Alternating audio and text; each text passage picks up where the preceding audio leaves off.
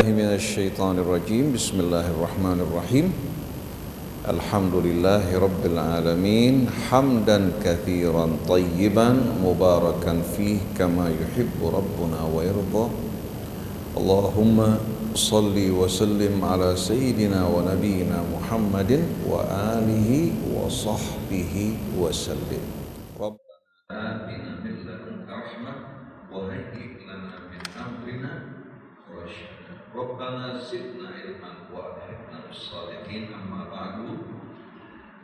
Para jamaah hadirin hadirat jamaah ahli farmasi yang dirahmati Allah Subhanahu wa taala. Assalamullahi alaikum jami'an warahmatullahi wabarakatuh. Alhamdulillah yang telah mengumpulkan kita pada pagi hari yang penuh dengan rahmat ini. Di antara saudara-saudari seayah dan seibu.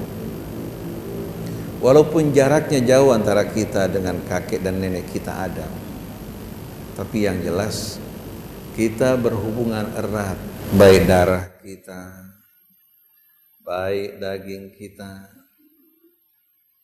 Kemudian kita terikat dengan keimanan kepada Allah, pencipta seluruh alam raya dan isinya, yang menetapkan hukum-hukum dan aturan di alam raya yang begitu indah dan sempurna. Kemudian Allah menurunkan kitabnya bagi kita juga untuk mengatur hidup kita sebagaimana Allah mengatur alam raya yang penuh keseimbangan dan keharmonisan. Kebetulan kita berada di bulan Maulid. Di mana-mana kita tempat orang memperingati Maulid Nabi kita Muhammad sallallahu alaihi wasallam. Tapi sayangnya lebih banyak condong ke arah seremoni dan perayaan, bukan penghayatan. Upaya pemahaman mengenai ketauladanan Nabi kita. Karena yang Allah perintahkan kita bukan hanya kita beriman kepada seorang yang bernama Muhammad, tapi beriman kepada Muhammad Rasulullah yang membawa risalah dari Allah. Oleh karena itu tidak dapat dipisahkan antara Muhammad dan risalah sallallahu alaihi wasallam. Kalau sahabat Nabi melihat Nabi, menyaksikan Nabi, mengenal dari dekat. Kalau para tabi'in mengenal Nabi dari para sahabat yang begitu akrab. Sekarang kita setelah berlalu 1400 tahun, kita lebih akrab dengan pemain bola, artis-artis. Demikian pula lebih akrab dengan drama dan sinetron, sampai yang menjadi bahan pembicaraan di rumah justru kisah-kisah yang berlangsung di televisi. Tapi kalau ditanya mengenai Nabi dan kehidupannya, karena jarak yang begitu jauh dan kita jarang diingatkan dan diceritakan, akhirnya umat Islam tidak mengenal Nabinya dengan benar. Selawat dibacakan dengan suara yang indah, mengungkapkan rasa cinta. Tapi cinta tanpa pemahaman, cinta yang tidak akan mendidik, membimbing, dan mengarahkan kita kepada ketauladanan sang Nabi yang diutus sebagai pembawa rahmat bagi seluruh alam. Maka tak heran umatnya satu sama lain saling membenci, saling bermusuhan. Padahal seharusnya mereka menjadi contoh dari masyarakat yang saling mencinta, menyayangi, bekerja sama. Menjadi contoh yang baik di tengah-tengah orang-orang yang belum Islam. Tapi kita menjadi pendakwah yang telah membuat orang jauh dari Islam.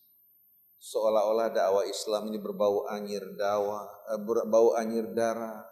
Dakwah Islam harus diiringi dengan kata-kata yang kasar, cacian, makian. Dan lebih indah lagi seandainya mereka dengan mudah menyesatkan saudaranya, mengkafirkannya dan memasukkannya ke dalam api.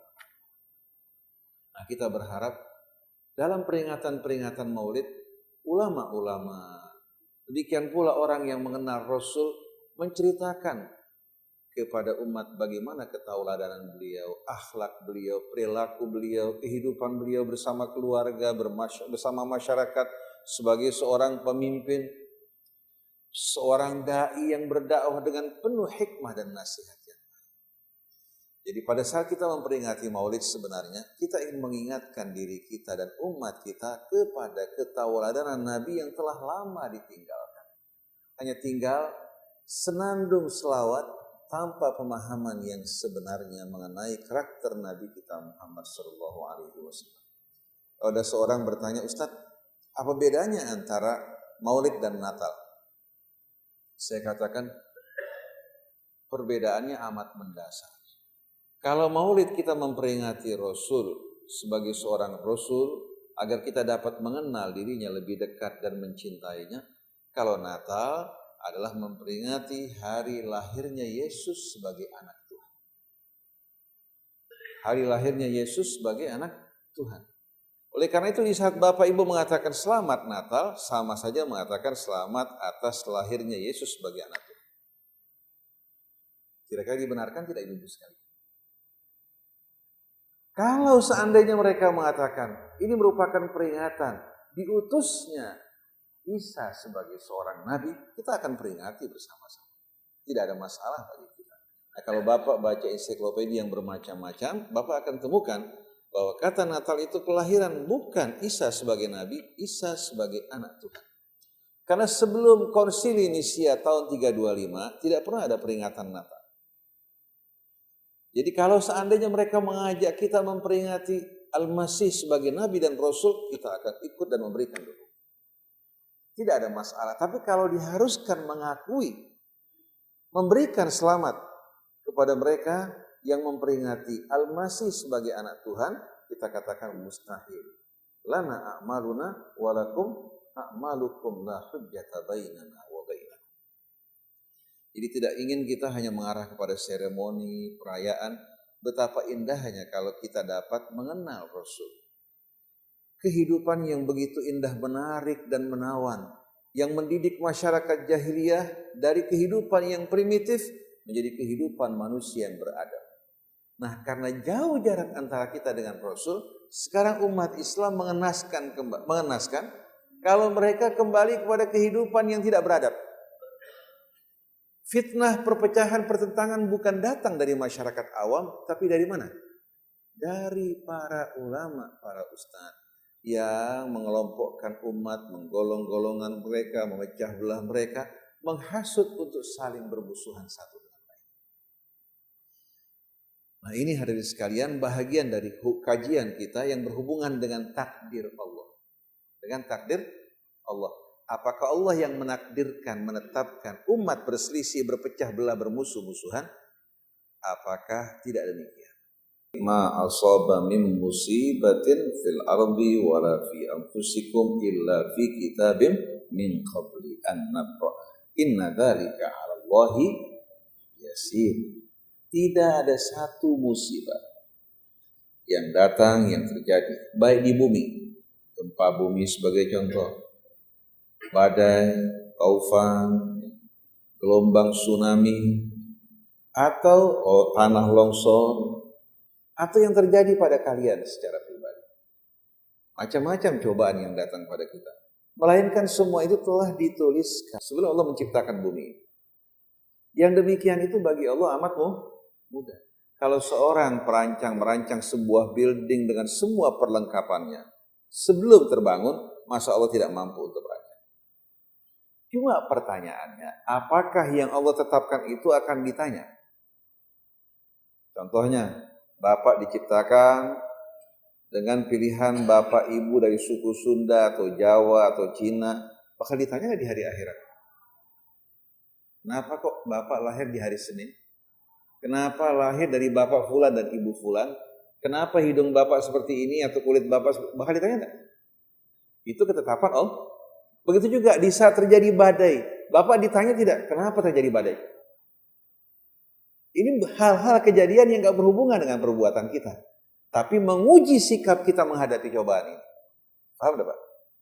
Jadi tadi itu yang disebutkan Allah, itu datang cobaan dari Allah sebelum Allah ciptakan kita untuk menguji bagaimana sikap kita menghadapi kesenangan maupun menghadapi cobaan. Jadi tidak ada peruntungan atau pencobaan yang menyakiti kita, baik di bumi maupun terhadap diri kita langsung, kecuali telah Allah tuliskan. Ini sebagai apa? Cobaan dan ujian yang dilalui manusia. Yang demikian itu mudah bagi Allah. Kenapa Allah lakukan hal ini? pendidikan dari Allah. Likaila ta'sau ala ma fatakum wa la tafrahu bima atakum. Manusia kalau menghadapi cobaan dan ujian dengan sering, lama-kelamaan mentalnya bagaimana? Daya tahannya, mentalnya, semangat juangnya. Tapi kalau diberikan makan dengan sendok emas, dengan piring perak, dilayani, kira-kira bagaimana menghadapi cobaan? Mudah runtuh kan? Oleh karena itu, pendidikan ini amat indah bagi kita. Oleh karena itu, orang yang hidup dalam kesenangan, kenikmatan, kemanjaan, tidak akan mampu untuk berhadapan dengan tantangan hidup. Oleh karena itu Allah katakan, likaila ta'sau ala ma fatakum, agar kamu tidak larut dalam duka karena sesuatu yang hilang dari kamu. Itu cobaan dari Allah. Orang yang kita cintai, anak yang kita sayangi, harta kita berkurang, cobaan untuk menguji kita bagaimana? Pada saat kita senang bagaimana? Pada saat susah bagaimana? Wala tafrahu bima atakum, jangan juga kalian bersukaria, berbangga diri dengan apa yang Allah berikan pada kalian. Innallaha la yuhibbu kulla mukhtarin fakhur, wallahu la yuhibbu kulla mukhtarin fakhur. Allah paling tidak suka dengan orang yang bagaimana? Mukhtal. Tahu mukhtal enggak Ibu? Mukhtal dalam bahasa Arab diambil dari kata khail kuda. Perhatikan enggak kuda kalau lagi jalan sombong? Betul enggak? Mukhtal itu kesombongan yang ditunjukkan dari apa? Dari bahasa fisik, bahasa tubuh. Mandang remeh orang, mandang kecil orang. Orang kalau dalam resepsi atau dalam suasana ramai, di mana ibu-ibu bersaing, coba lihat bagaimana gaya-gaya orang-orang yang sombong. Sambil berkipas. Ketemu teman dari jauh nggak mau menegur duluan. Waktu ditegur, Mbak, kapan datang? Padahal depan matanya dia lihat. Dia nggak mau negur duluan. Pakaian sengaja, saling berlomba-lomba, bahkan sengaja mereknya sengaja ditonjolkan. Itu namanya mukhtal. Kalau fakhur, membanggakan diri dengan cerita, saya punya ini, saya itu, dan lain sebagainya. Jadi yang Bapak sebutkan pada ayat dalam suratul Hadid, bukan menerangkan perbuatan kita, tapi menerangkan cobaan-cobaan yang datang sebagai ujian bagi kita, untuk menguji sikap kita dan mendidik kita. Adapun yang Allah sebutkan dalam surat Ar-Ra'd tadi, innallaha la yughayyiru ma biqaumin hatta yughayyiru ma bi anfusihim, kita akan bahas nanti. Nah, masih ada kira-kira enggak yang mau menyampaikan kesan di hatinya mengenai takdir? Silakan Bapak. Terima kasih Ustaz. Jadi masih dalam pertanyaan kita. Karena yang pertama kali tadi yang kami pahami adalah takdir itu sudah ditentukan dan tidak berubah. Dan ayat yang kedua tadi adalah semua musibah karena perbuatan manusia sendiri. Jadi kami melihat di sini Allah Maha Besar dan Maha Bijaksana. Jadi menurut kami mungkin takdir itu bisa dirubah dengan doa. Dan doa. Gimana kira-kira kalau Allah menetapkan seseorang melakukan sesuatu atau mengalami sesuatu, ya, berarti kan sudah ketetapan yang buruk kan? Betul tidak? Allah tidak mungkin sama sekali membolimi hambanya dengan apa? Dengan menetapkan hal-hal yang buruk baginya. Kalau datang cobaan pada seseorang, cobaan tersebut sebetulnya merupakan ujian yang menguji dirinya. Nah, yang ditanya oleh Allah bukan datangnya cobaan tersebut. Yang ditanya sikap kita dalam menyikapi cobaan tersebut. Menerima anugerah dari Allah, menerima harta, mendapatkan istri yang cantik, anak yang luar biasa menawan dan menarik. Bagaimana syukur kita pada Allah? Apa kita lupa? Apa kita didik mereka untuk ingat dan bersyukur kepada Tuhan? Yang Bapak sampaikan tadi benar. Sebetulnya saya bicara, hampir kebanyakan umat Islam dalam memahami konsep takdir ini betul-betul berada dalam kebimbangan. Hubungan antara takdir dan amal kita. Hubungan takdir dan pilihan kita. Nah, pertama-tama, untuk membuat hal ini menjadi jelas dan clear, dalam bahasa Arab, apa arti takdir sebenarnya? Apa arti takdir? Saya akan bacakan buat Bapak Ibu ayat-ayat yang terdapat dalam suratul A'la. Ibu pasti hafal suratul A'la, sabbihis. A'udzu billahi minasyaitonir rajim. Bapak Ibu nggak usah fokus pada kitab, tapi perhatikan apa yang saya sampaikan. Bismillahirrahmanirrahim. Sabbihisma rabbikal. Perintah bertasbih bukan karena Allah Subhanahu wa taala kesuciannya belum sempurna hingga kita mensucikan Allah, tapi perintah bertasbih membersihkan hati kita dari pemahaman yang tidak benar, yang tidak sesuai dengan kesucian kebesaran Allah Subhanahu wa taala. Sucikan nama kebesaran dan keagungan Tuhanmu yang Maha Agung. Hati jangan pernah terlintas dalam benak pikiranmu kecurigaan, rasa buruk sangka tentang Allah, baik mengenai kebesaran, keagungan maupun kebijaksanaan. Dia benar-benar Tuhan yang maha suci, yang maha pengasih, penyayang, bijaksana, adil terhadap hambanya dan tidak pernah berbuat aniaya. Alladzi khalaqa fasawwa, yang telah mencipta. Allah enggak sebutkan objeknya karena bukan hanya satu objek, seluruh alam ini merupakan ciptaan Allah. Alladzi khalaqa, yang telah mencipta, maksudnya menciptakan segala sesuatu. Fasawwa, dalam bahasa Arab kata sawwa yusawi, menyamakan sesuatu, membuat seimbang, namanya apa? Sawwa yusawi taswiyatan. Kalau yang ada yang bengkok, kita katakan sawi, luruskan. Atau membuat dua hal penuh dengan keseimbangan, namanya apa? Namanya juga sawwa yusawi taswiyatan. Yang mencipta dan telah menyempurnakan segala sesuatu dalam kondisi yang penuh dengan keseimbangan. Manusia, kalau tubuhnya tidak berada dalam kondisi yang berimbang, niscaya akan apa? Akan merasakan perasaan yang tidak nyaman. Kita lihat kalau seorang memeriksakan darahnya di laboratorium, itu kan ada tolok ukur kan? Batas rujukan minimal sama maksimal. Ini berlaku hanya untuk satu orang apa berlaku untuk semua orang? Kalau hanya berlaku untuk satu dua orang, tidak akan ada apa? Ilmu medis. Karena ilmu itu baru ada kalau ada apa? Ada hukum, ada aturan yang bagaimana? Yang jelas dan teratur. Lahirnya juga biologi, fisika, kimia, semua karena adanya hukum dan keteraturan. Sebelum adanya ilmu fisika, biologi, geologi, fenomenanya telah ada di alam raya. Manusia meneliti, mengkaji hingga melahirkan hukum-hukum dengan nama masing-masing. Hukum fisika melahirkan ilmu fisika, begitu pula biologi, begitu pula geologi dan lain sebagainya. Hukum-hukum ini manusia temukan dari mana? Dari hukum-hukum yang terdapat di alam. Jadi Allah telah mencipta, kemudian telah menyempurnakan seluruh makhluknya dengan penuh keseimbangan. Walladzi qaddara fahada, perhatikan Bapak Ibu. Walladzi qaddara, dan Allah telah menetapkan hukum-hukum, kadar-kadar bagi segala sesuatu.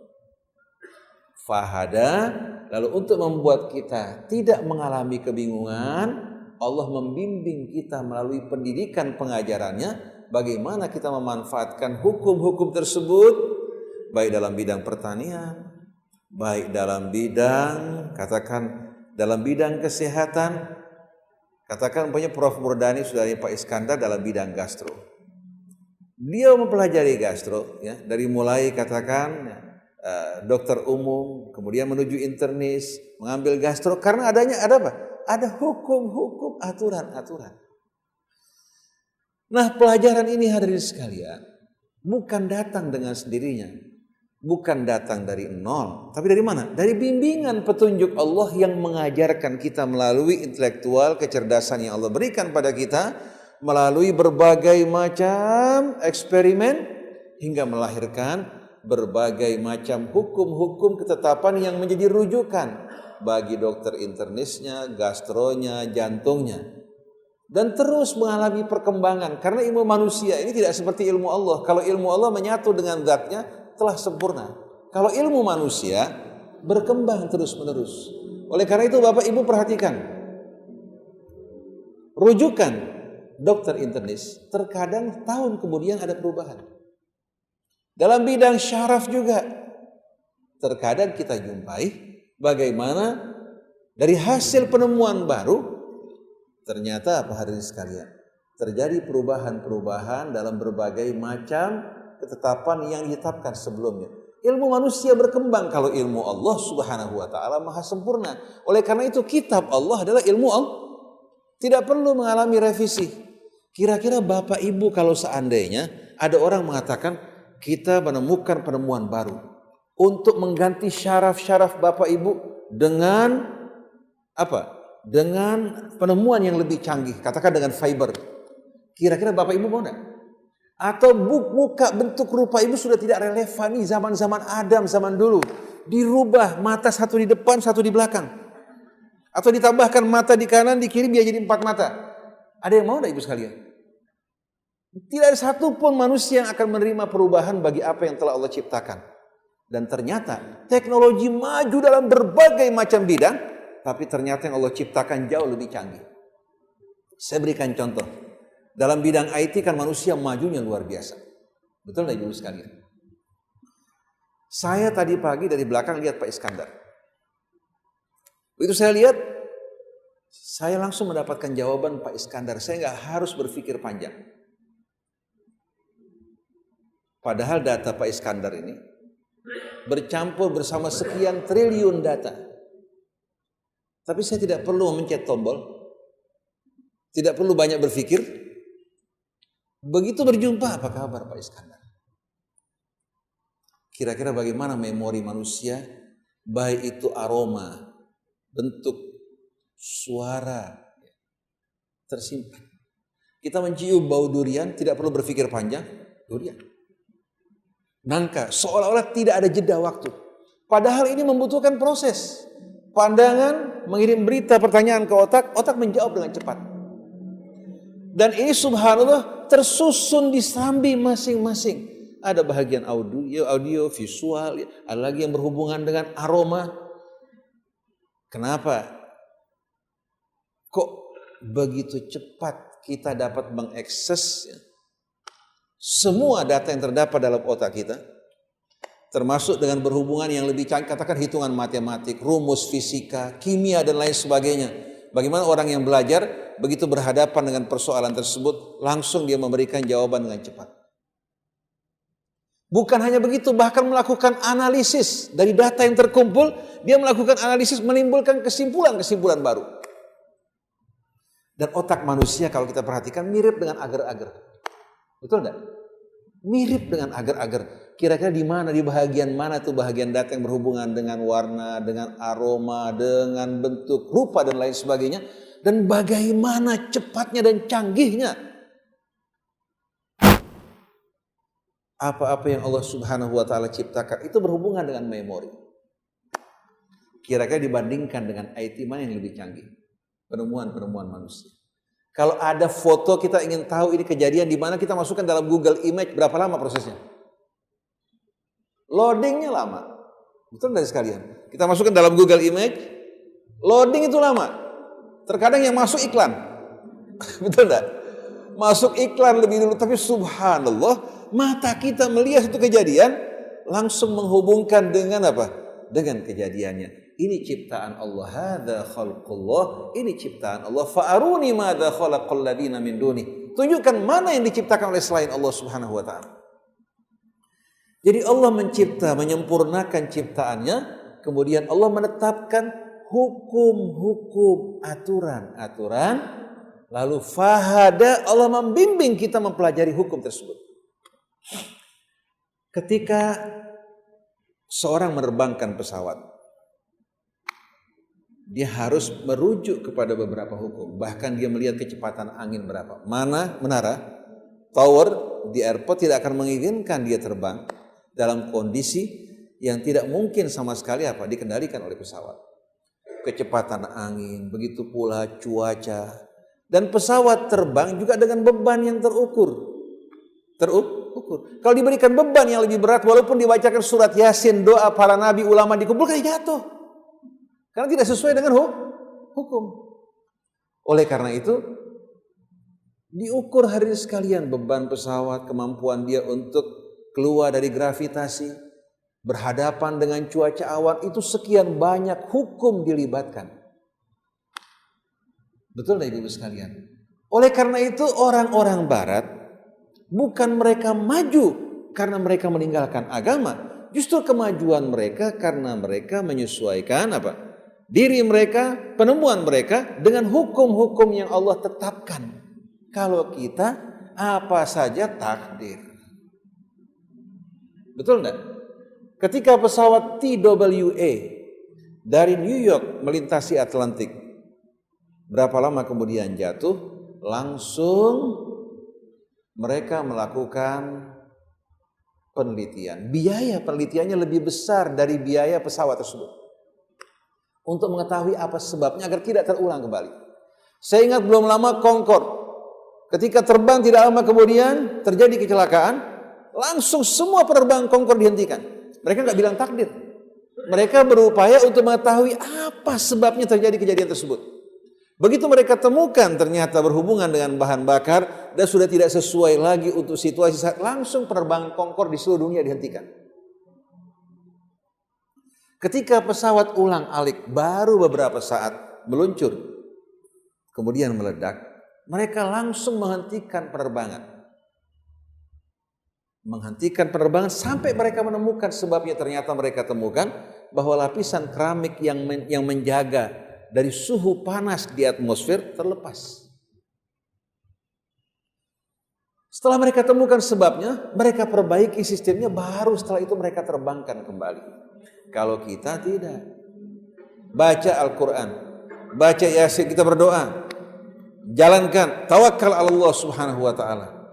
Ini enggak sesuai dengan hukum Allah subhanahu wa ta'ala. Perhatikan dalam surat Al-Kahfi.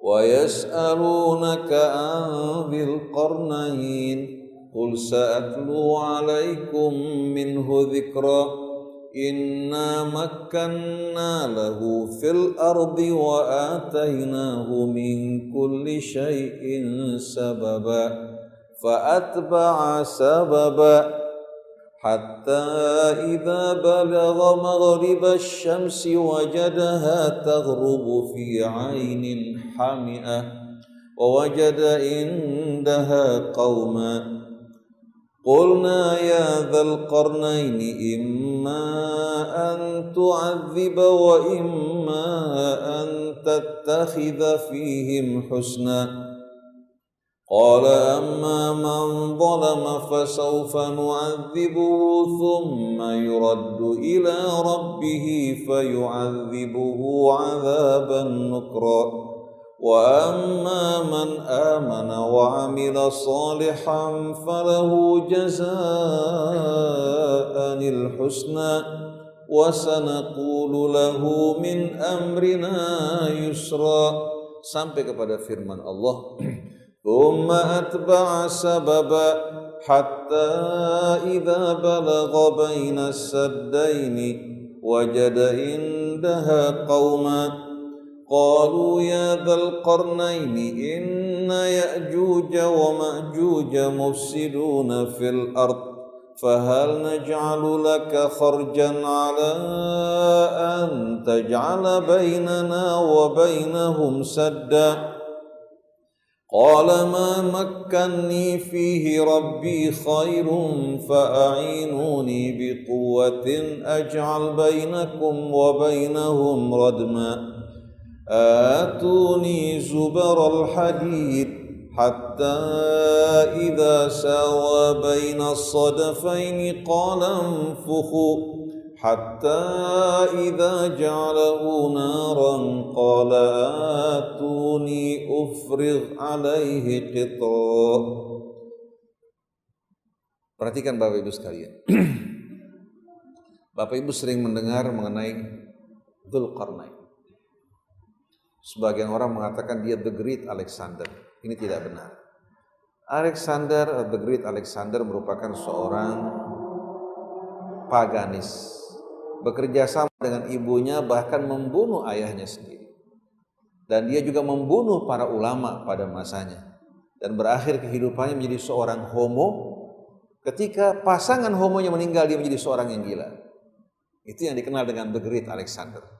Gak mungkin seorang yang dimuliakan Allah seperti ini. Tapi yang dinamakan Dzulqarnain sebetulnya kembali kepada Cyrus atau Goros. Cyrus ini orang yang melakukan penjelajahan dari barat ke timur. Dan Allah Subhanahu wa taala anugerahkan benar-benar kemuliaan baginya, dan dia juga yang mengembalikan orang-orang Yahudi dari cengkeraman Babilonia pada masa Nebukadnezar berkuasa, dikembalikan ke Yerusalem, dan dia pendiri Imperium Persia, bukan yang di belakang, pendiri Imperium Persia yang beriman kepada Allah Subhanahu wa taala, yang berjuang di jalan. Boleh buka mengenai Cyrus atau Goros. Nah, ketika orang bertanya mengenai Dzulqarnain dengan peradaban, juga apa-apa yang ditinggalkan, menjelajahi timur barat, sampai ada yang mengatakan dia pernah menjelajahi wilayah Irian dan Halmahera, menjumpai orang-orang yang bertelanjang tidak berpakaian. Jika Allah mengatakan thumma atba'a sababa hatta idza balagha masyriqasy syamsi wajadaha tatlu'u ala qaumin lam naj'al lahum min duniha sitra. Dia menjelajah menuju timur hingga menjumpai satu kaum yang tidak mengenakan pakaian yang menjaga mereka dari sinar matahari. Jadi ada yang mengatakan sampai ke wilayah Irian dan seterusnya. Allah ketika menjelaskan mengenai Dzulqarnain, bukan orang tersebut maju meraih kesuksesan hanya dengan doa. Tidak. Tapi dengan mempelajari berbagai macam ilmu pengetahuan yang diungkapkan dengan kata sebab. Tsumma atba'a sababa. Sebelumnya wa atainahu min kulli syai'in sababa, kami anugerahkan baginya berbagai macam sebab, maksudnya ilmu pengetahuan dan wasilah yang membuat dirinya meraih kesuksesan. Untuk mengarungi samudera kan juga butuh apa? Butuh wasilah. Bukan menggunakan permadani terbang, bukan. Bukan juga menggunakan apa? Getek kemudian tawakal pada Allah Subhanahu wa taala. Kemudian ketika satu kaum yang dipisahkan oleh celah berhadapan dengan Ya'juj dan Ma'juj atau Yagog dan Magog dalam perjanjian lama. Ada yang mengatakan dia jenis manusia, tapi kita pertanyakan kalau manusia seharusnya dengan pengetahuan dan perkembangan mampu untuk apa? Untuk keluar dari tempat tersebut. Dan manusia nggak semuanya jahat, ada yang baik, ada yang buruk. Tapi kalau Yagog dan Magog ini ciri-cirinya merusak di atas muka bumi. Kelihatannya jenis makhluk yang tidak kita ketahui bagaimana hakikatnya, bukan manusia. Akhirnya penduduk yang berada di celah yang lain minta kepada Dzulqarnain agar membangun dam yang memisahkan dengan mereka. Dzulqarnain mengatakan apa yang Allah ajarkan padaku, ya, itu akan lebih baik. Akhirnya Dzulqarnain mengusulkan mereka mengumpulkan kepingan-kepingan besi hingga menutup celah tersebut. Setelah itu dipanaskan dengan api. Bisa dibayangkan bagaimana teknologi ini juga. Dipanaskan dengan api, setelah panas ya, merah ya, mulai hampir mencair, kemudian diperintahkan untuk menyirami dengan air timah hingga walaupun berlalunya waktu, air dan udara tidak melakukan apa? Tidak melakukan korosi terhadap apa? Terhadap besi, karena besi ini paling mudah korosif berhadapan dengan air maupun udara. Tapi begitu dilapiskan dengan timah, pori-porinya dia terlindung dari air maupun apa? Maupun udara. Ini dengan ilmu apa tidak? Dengan ilmu, memanaskannya, kemudian setelah itu melapisi dengan cairan timah.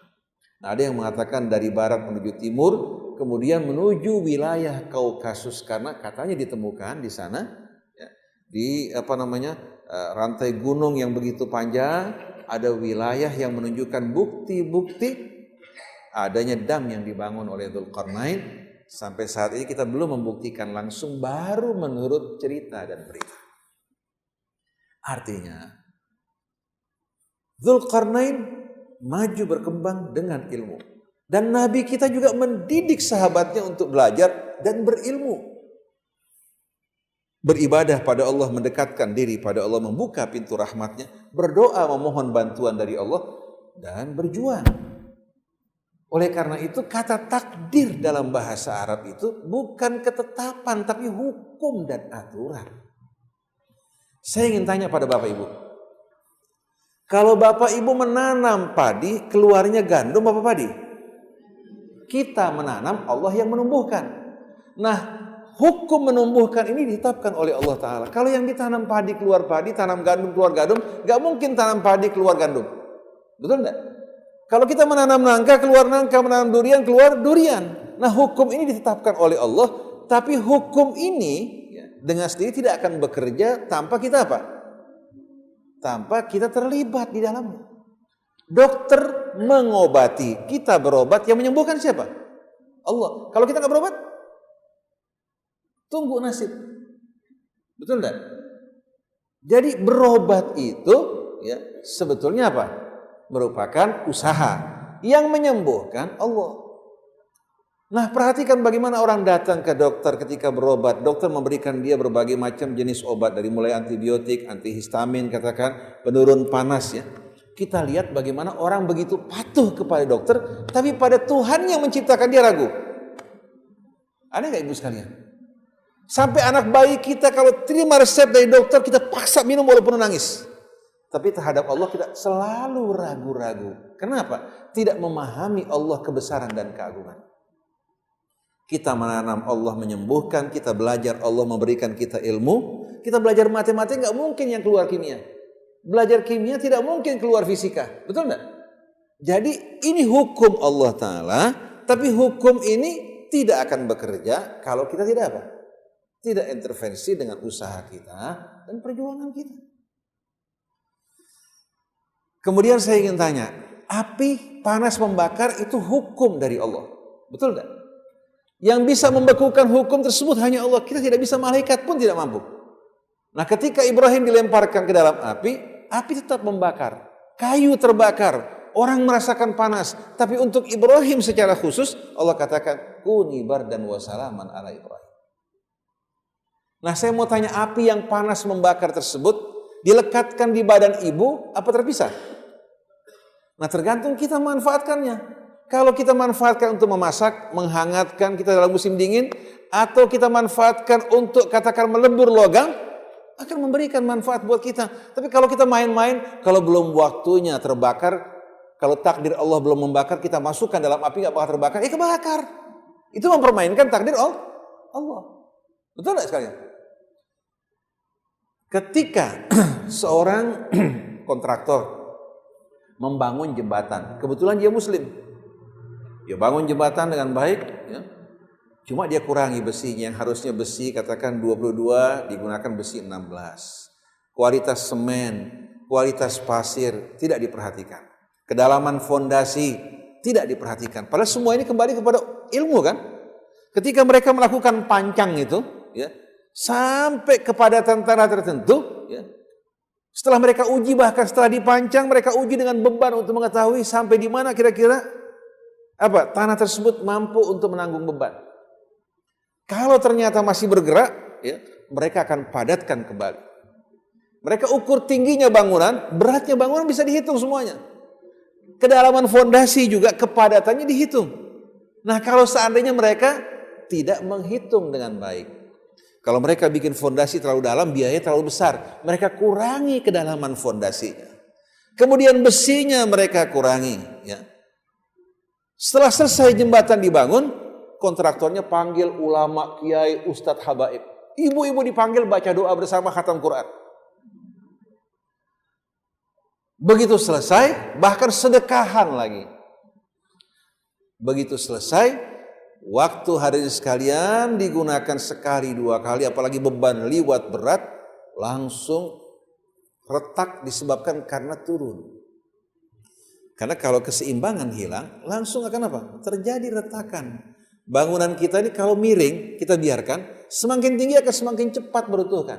Oleh karena itu orang yang membangun hidupnya dari khianat dan korupsi, semakin tinggi, semakin cepat kehancuran. Nah, kontraktor ini bilang, ya Allah, kenapa kok orang kafir, orang Korea bangun jembatan puluhan tahun, bahkan jembatan Kelor dari mulai zaman Belanda tetap bertahan. Sedangkan saya kan orang Islam, panggil ulama, kiai, ustadz, habaib, bapak-bapak, ibu pengajian, bahkan bikin khatam Quran. Kenapa kamu gak berpihak pada kami? Allah berpihak sama orang Korea. Nah, orang Islam ini kira-kira melanggar takdir apa sesuai takdir? Melanggar. Kalau sesuai takdir, dengan hitungan dan ukuran, karena takdir diambil dari kadar. Kadar sesuatu ukurannya kan, mas kadarnya berapa?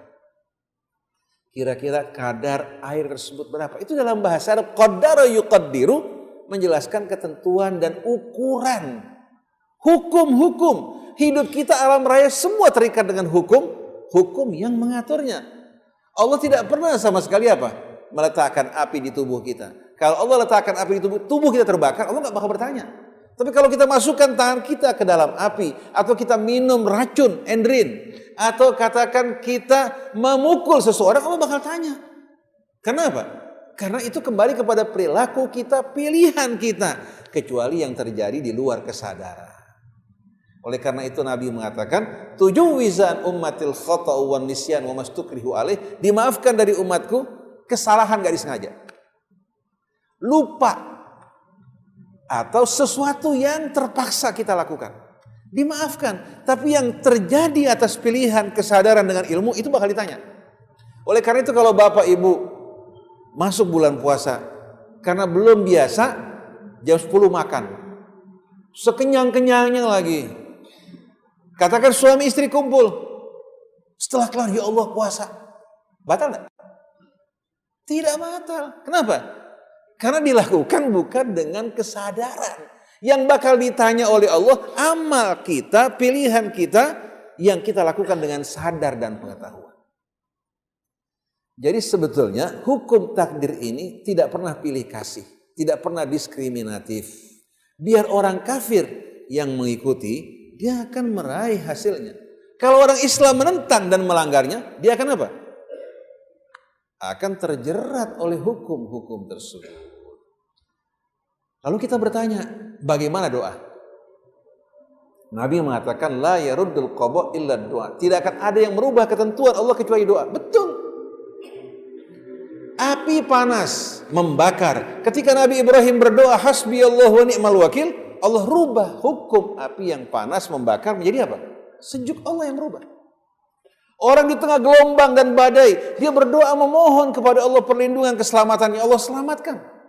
Seperti Nabi Yunus terlontar dari perahu masuk ke dalam perut ikan, akal mengatakan dia harus binasa tanpa ada oksigen di kedalaman laut, kedalaman ikan. Dia berdoa, la ilaha illa anta subhanaka inni kuntu minadh dhalimin. Allah selamatkan diri. Tapi bukan dia yang masuk ke perut ikan sendiri.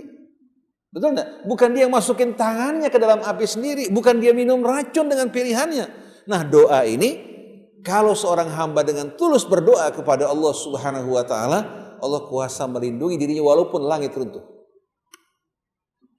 Jadi doa ini yang mengubah ketentuan Allah. Kita berada dalam ketentuan, katakan di tengah badai, gelombang, berhadapan dengan bencana, atau berhadapan dengan kesulitan, atau kita tidak memiliki daya untuk mendapatkan kebutuhan hidup kita, semua tertutup, kita berdoa dengan penuh kekhusyuan pada Allah. Allah buka jalan dari yang tidak terduga.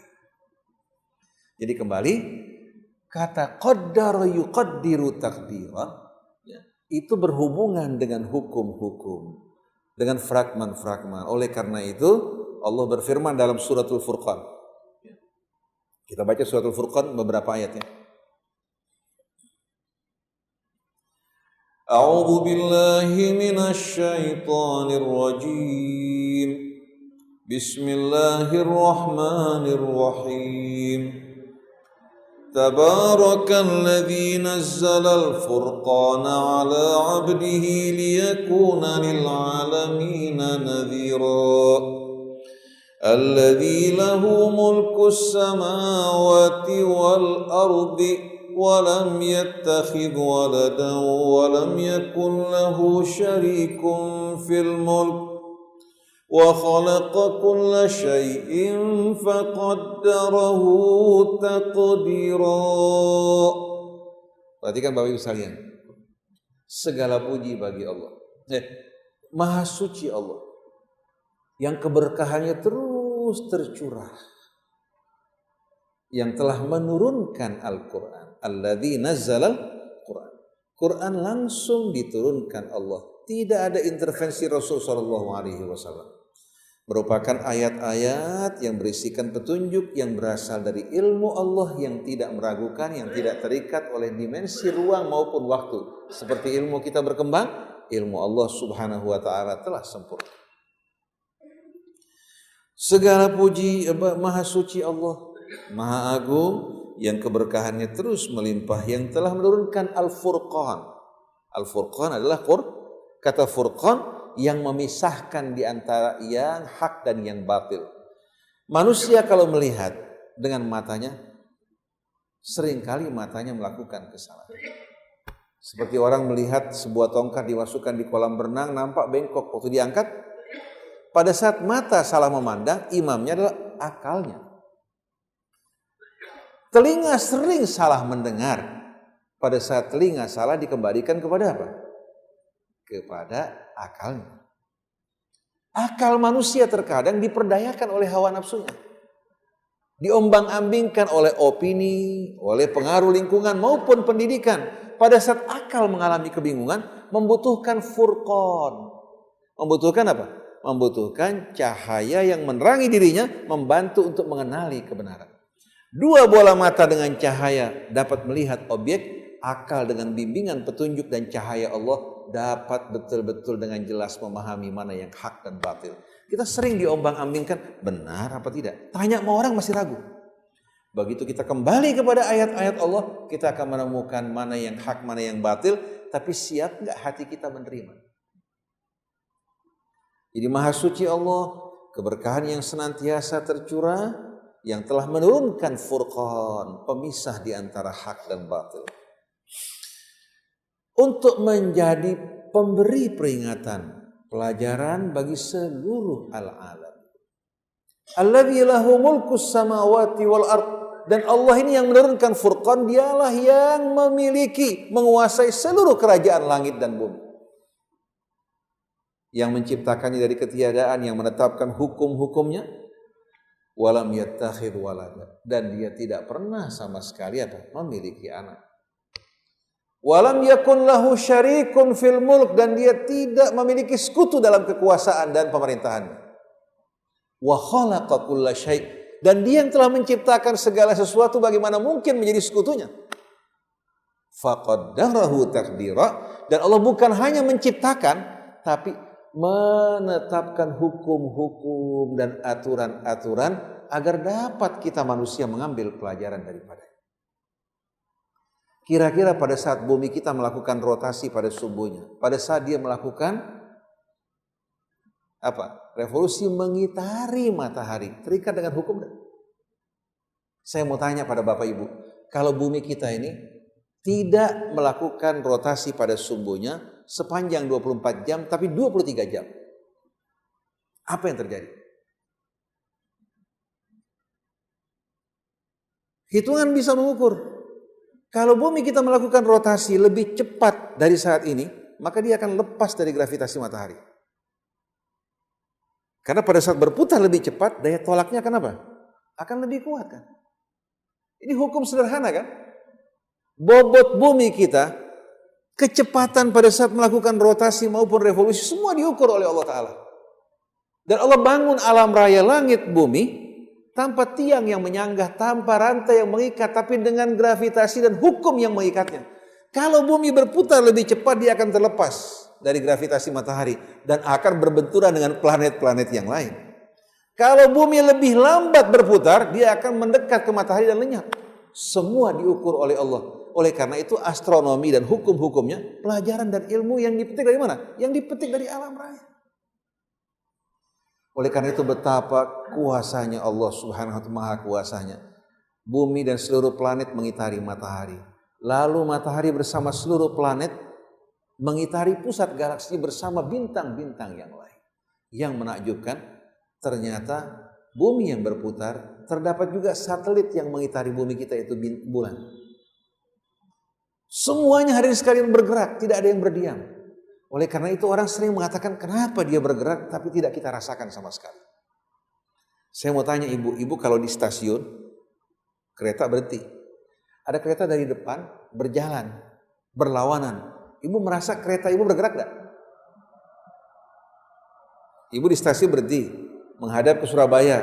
Yang dari Surabaya berjalan. Ibu merasa kereta ibu jalan enggak? Jalan. Apalagi kalau dua-duanya berjalan berlawanan. Kita akan merasakan apa? Tapi kalau seandainya dua-duanya berjalan seiring seirama. Bagaimana kira-kira?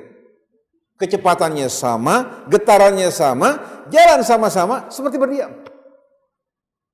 Betul enggak? Saksikan bagaimana dua pesawat tempur, satu mengisi bahan bakar, satu menerima bahan bakar. Dia menoleh ke samping seolah-olah apa? Ini kapal enggak jalan sama sekali. Oleh karena itu Allah mengatakan wa taral jibala tahsabuha jamidatan wa hiya tamurru marras sahab. Kamu menyaksikan gunung seolah-olah berdiam. Padahal dia bergerak mirip dengan gerakan awan. Bumi kita ini bergerak. Cuma karena gerakannya seiring seirama, penuh keseimbangan, kita enggak merasakan gerakannya. Padahal bumi kita ini bukan hanya berputar pada sumbunya. Perhatikan, subhanallah, atom ini bukan hanya buminya, atom. Ternyata kita saksikan bagaimana elektron yang mengitari apa? Inti atom. Dari mulai atom yang kecil, ya, kita jumpai sampai kepada seluruh alam raya bergerak dengan penuh keseimbangan. Kita nggak merasakan saat ini.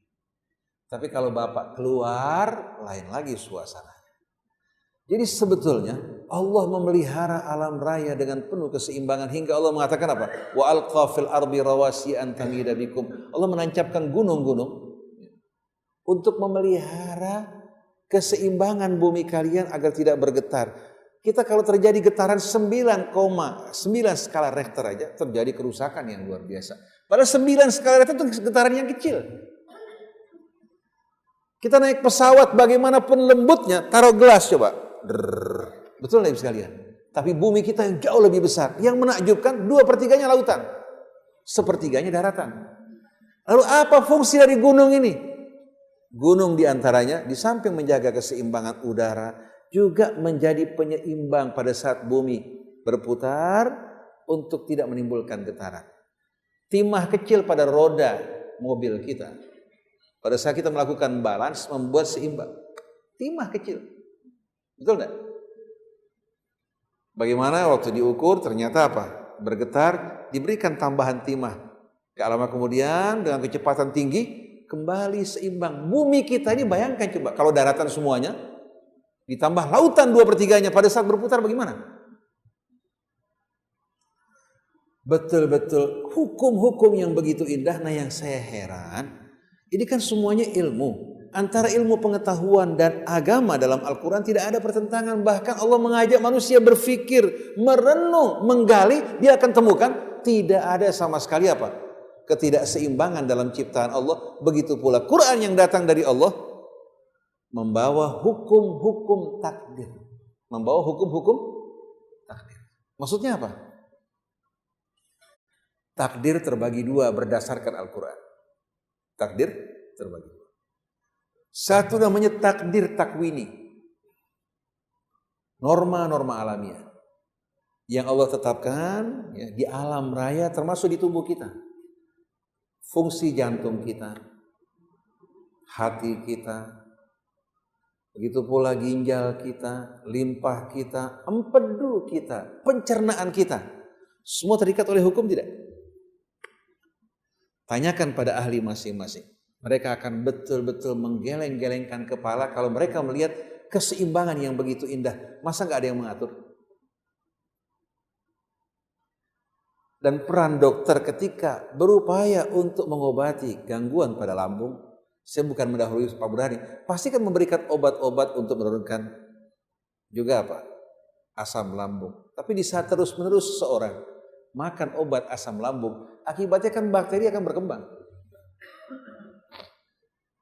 Keseimbangan ini subhanallah yang membuat seorang sehat. Di saat berlebihan asam lambungnya menimbulkan gangguan. Di saat juga asam lambungnya apa? Menurun drastis, lama-kelamaan bakteri berkembang. Karena asam lambung juga berfungsi sebagai apa? Sebagai pemberantas bakteri. Jadi kita lihat semua penuh keseimbangan. Detak jantung kita kan, kita sering ukur kan. Normalnya katakan dari mulai 69 sampai 90 lebih bagaimana? Di bawah itu tidak sehat, berlebihan juga tidak sehat, menimbulkan gangguan, komplikasi pada jantung kita. Begitu juga gula darah kita berlebihan, menimbulkan persoalan, drop drastis bisa menimbulkan kematian. Tapi dengan tolok ukur orang bisa mengetahui kondisi yang dibutuhkan kadar gula seseorang dalam darah. Nah, orang kalau sudah keluar dari aturan tersebut kena diabetes seperti kita umpamanya, mau nggak mau harus mengkonsumsi obat untuk menurunkan kadar gula agar berada pada kondisi keseimbangan. Ini yang dinamakan alladzi khalaqa fasawwa walladzi qaddara fahada. Jadi yang pertama namanya takdir takwini. Norma-norma alamiah, hukum-hukum yang mengatur alam raya dan seluruh isinya, itu namanya takdir takwini. Cuma takdir takwini tidak diserahkan pada kita. Allah yang langsung menangani. Nah, kalau jantung kita diserahkan pada kita gimana? Katakan Pak Presiden Jokowi, Bapak karena Bapak sudah pandai, pintar, memerintah di negeri kita ini, dipilih oleh rakyat, sekarang kita serahkan pada Bapak fungsi jantung Bapak, hati Bapak, ginjal Bapak, kepada Bapak. Ada yang mau enggak? Enggak ada yang mau sama sekali, betul enggak? Kalau Allah ancam, kalau kamu tidak menerapkan hukum Allah, saya akan hentikan semua fungsi jantung kamu. Mau enggak? Manusia karena diberikan pilihan kebebasan, membuat dia lupa pada Allah. Allah tidak ingin bersikap sewenang-wenang. Allah ingin orang beriman dengan pilihan kesadarannya, bukan karena diancam dengan apa? Ketakutan. Kalau Allah ingin sebarkan dakwah dengan kekerasan, nggak perlu kirim Nabi kita yang yatim, kirim saja Raja Romawi dengan pasukannya, maksakan orang masuk agama Islam semuanya. Atau katakan Islam dipindahkan kepada negara adikuasa yang kaya raya, orang masuk Islam karena apa? Karena kekayaan, karena takut menghadapi raja adikuasa, betul enggak? Tapi Allah pilih seorang yatim yang jujur, yang bersih, yang amanat, membawakan ayat Allah yang memberikan pencerahan, faman syaa'a falyu'min wa man syaa'a fal. Jadi pilihan ini, kesadaran ini yang membuat dia memiliki nilai di sisi Allah. Jadi Allah tetap menjaga, melindungi semua peran dalam tubuhnya, fungsinya, hukum-hukumnya, begitu pula di alam raya. Allah berikan petunjuk, Allah ajak dia berfikir dan merenung, hingga dia menemukan alam semua menunjuk kepada Allah. Tidak mungkin akan adanya sama sekali pencipta, penguasa, pengatur selain dari Allah. Karena semua hukum menunjukkan keselasian dan keselarasan. Jadi semua norma-norma alamiah yang mengatur kehidupan alam raya termasuk kehidupan kita namanya takdir takwini. Ini langsung ditangani oleh Allah Subhanahu wa taala. Oleh karena itu proses recovery kulit ibu, ya, kalau terjadi luka itu semua ditangani oleh Allah Subhanahu wa taala. Kalau manusia menambahkan obat-obatan untuk membantu katakan jaringannya seperti plasenta dan lain sebagainya, tapi yang jelas pengobatan, pemulihan langsung ditangani oleh Allah Subhanahu wa taala. Proses penciptaan juga pembentukan sel darah merah, darah putih, dan yang menakjubkan keseimbangannya. Kalau terjadi atau kerusakan keseimbangan, akhirnya waliyadzubillah terjadi bencana buat manusia, dia nggak berdaya walaupun seorang kepala negara. Di saat sel-sel yang tadinya jinak, mengganas, menggerogoti dirinya, pada saat itu dia hanya dapat meratap dan menangis. Mungkin dia berjanji, ya Allah kalau kamu sehatkan lagi, saya berjanji akan menjadi orang yang sebaik-baik. Suami yang suka mukul istri, begitu sakit, langsung dia mengatakan, ya Allah kalau kamu pulihkan saya berjanji untuk selalu membelai istri saya, ya Allah. Karena pada saat takut, pada saat terancam, mulai muncul kesadaran. Tapi di saat dia pulih kembali belum tentu dia akan sadar. Jadi yang pertama takdir takwini. Nah sikap kita bagaimana berhadapan dengan takdir takwini?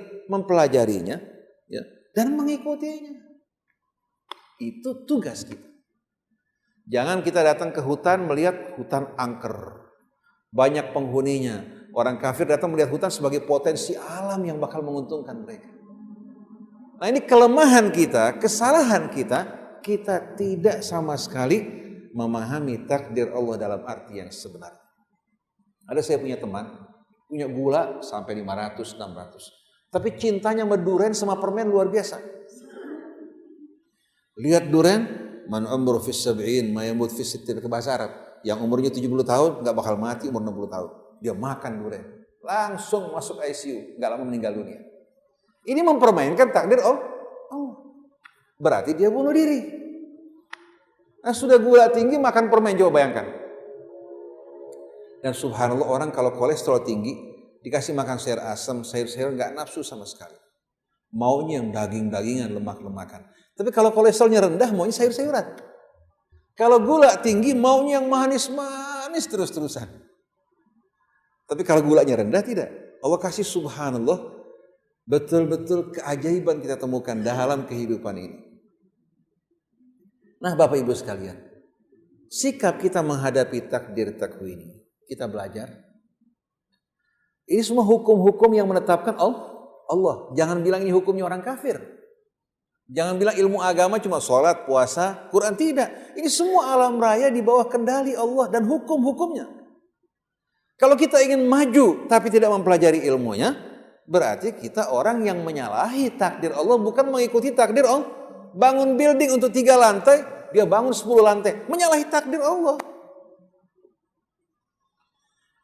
Takdir yang kedua namanya takdir tasyri'i. Takdir tasyri'i. Apa yang dimaksudkan dengan takdir tasyri'i? Manusia jangankan untuk mengatur di antara 2 orang, menghadapi dirinya sering terjadi apa? Kontradiksi. Mengalami kebingungan, keresahan. Kalau gelombang hatinya sedang bergelisah, bisa nggak dirubah sama dia? Bisa nggak? Bapak lagi sedih, ibu sedih, dirubah gelombangnya supaya senang? Bisa nggak? Anak lahir dari rahim ibu, kembar bahkan, kira-kira mudah nggak menyatukan di antara 2 hati? Si A punya kecondongan, si B punya kecondongan. Saya punya anak kembar laki perempuan. Subhanallah, wataknya beda satu sama lain. Jadi tidak gampang untuk menjaga keseimbangan di antara 2 orang, 3 orang, apalagi dalam jumlah besar. Sebagai contoh, kalau lampu merah mati di perempatan, saksikan. Jangankan di Indonesia, di Amerika, di Eropa, di Singapura, langsung orang berlomba-lomba itu apa? Akhirnya polisi mesti turun tangan mengatur. Betul tidak? Nah, bagaimana mungkin aturan dan hukum tersebut terjamin keadilannya kalau datang dari manusia?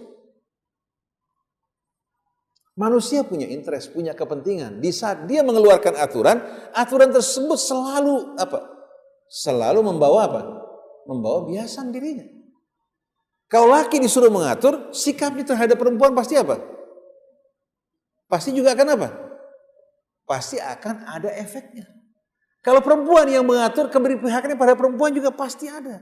Oleh karena itu yang paling tepat mengatur kita dengan penuh keseimbangan adalah Allah subhanahu wa ta'ala. Nah, Allah berikan kita aturan yang menyangkut bagaimana mendidik jiwa kita.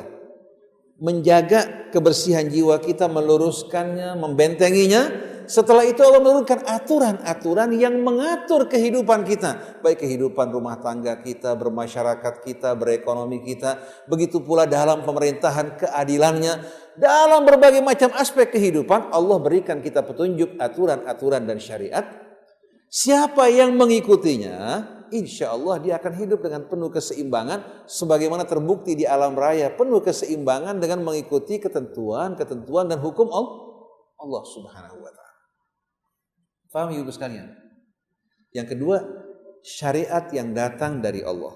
Syariat ini merupakan hukum-hukum yang penuh keseimbangan keadilan, sebagaimana hukum yang mengatur tubuh kita dan alam raya. Cuma bedanya, kalau hukum atau norma alamiah dikendalikan oleh Allah langsung, bukan kembali pada pilihan kita.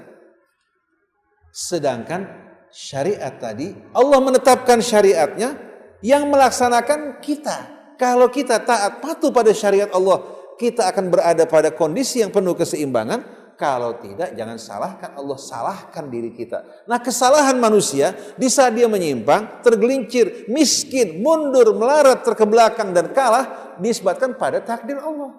Padahal itu kesalahan dia yang tidak mengikuti takdir Allah.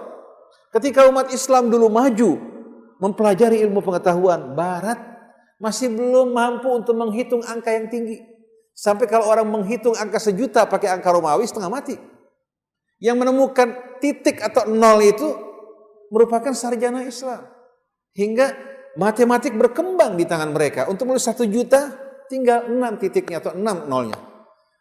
1 miliar tambahkan lagi 3. 1 triliun tambahkan lagi 3. Coba kalau angka Romawi gimana? Oleh karena itu ilmu pengetahuan berkembang di dunia Islam. Karena apa? Karena mereka belajar, mengkaji, meneliti. Tapi semenjak umat Islam meninggalkan ilmu pengetahuan, mulai mereka tertinggal. Dulu orang mempelajari ilmu pengetahuan dengan nama filsafat. Filsafat terbagi dua, ada metafisik yang berbicara mengenai apa? Di belakang alam ini sama fisik. Dulu menyatu.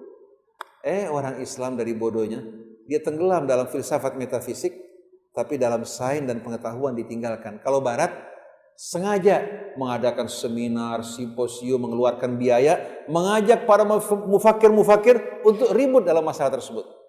Sedangkan mereka sendiri mengembangkan sains ilmu pengetahuan, berhasil menguasai dunia kita. Mengambil manfaat dari buminya, mengembangkan teknologi mereka. Akhirnya apa? Ulama-ulama Islam, pemikir-pemikir Islam karena nggak punya uang, untuk kebutuhan hidup mereka bergantung bawa proposal keliling di tengah-tengah mereka semuanya. Di Indonesia datang ke pejabat, minta bantuan. Mana kebesaran orang Islam dengan ilmu yang Allah ajarkan? Karena mereka meninggalkan ilmu pengetahuan, akhirnya mereka tertinggal, terkebelakang. Jadi kalau umat Islam ingin maju, dia harus betul-betul menyesuaikan diri dengan dua takdir. Satu takdir takwini, yang kembali kepada hukum-hukum yang melahirkan sains modern. Yang kedua takdir tasyri'i, hukum-hukum syariat yang datang dari Allah. Kalau dua-duanya kita lakukan, baru kita akan menjadi sebaik-baiknya umat yang dikeluarkan bagi umat manusia. Cuma Bapak Ibu harus tahu, harus dibedakan antara syariat yang terdapat dalam Quran dengan fikih manusia. Kalau fikih manusia ini belum tentu sesuai untuk setiap masa. Dia merupakan penemuan, seperti rujukan dalam bidang internis, sekarang ditetapkan, besok terbukti kesalahannya. Oleh karena itu pendapat dan fikih tidak bersifat apa? Tidak bersifat abadi. Dia kondisional. Kalau Quran dari Allah, kalau fikih dari manusia. Jadi terkebelakangnya umat pada saat ini mempelajari fikih, meninggalkan apa? Quran. Akhirnya semakin jauh dari Quran, akhirnya semakin jauh dari tolok ukur kebenaran. Jadi untuk maju kita harus ikuti dua takdir. Takdir takwini dan takdir tasyri'i. Nah, untuk menegaskan lagi hal-hal yang perlu kita perbaiki, kesalahan kita ini di saat kita mempelajari yang berhubungan dengan keimanan, kita kembali kepada hadis. Hadis tidak semuanya benar. Hadis ini merupakan apa? Bahan mentah. Kalau sudah matang jadi sunnah yang sesuai dengan Quran. Kalau hadis mirip dengan minyak mentah, perlu disuling dulu. Karena hadis merupakan kumpulan riwayat, dikumpulkannya pun di belakang hari. Setelah wafatnya Rasul, sahabat tidak mengumpulkan hadis, tapi kalau Quran terjaga, terpelihara kebenarannya. Nah, dalam hadis ini yang seringkali membuat bingung saya, termasuk waktu kanak-kanak dulu dibuat kebingungan menghadapi hadis ini. Orang selama 40 hari dalam kandungan ibunya masih dalam bentuk sperma. Setelah itu 40 hari kemudian dalam bentuk alaqah. 40 hari kemudian dalam bentuk mudghah. Setelah itu ditiupkan ruh ke dalamnya.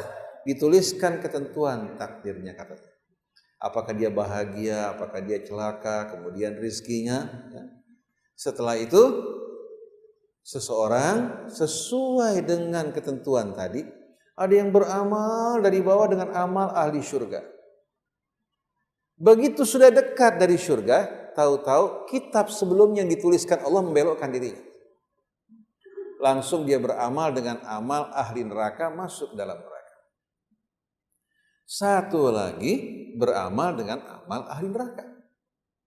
Begitu sampai ujung perjalanan sudah mendekat dari neraka, kitab yang ditetapkan waktu dituliskan pada masa ditiupkan ruhnya, ya, membelokkan dirinya. Dia mengerjakan amal ahli syurga, akhirnya masuk ke dalam syurga. Kemudian ada tambahan rufi'atil aqlam wa jaffatis suhuf. Pena diangkat, tinta kering. Artinya apa? Tidak akan ada perubahan.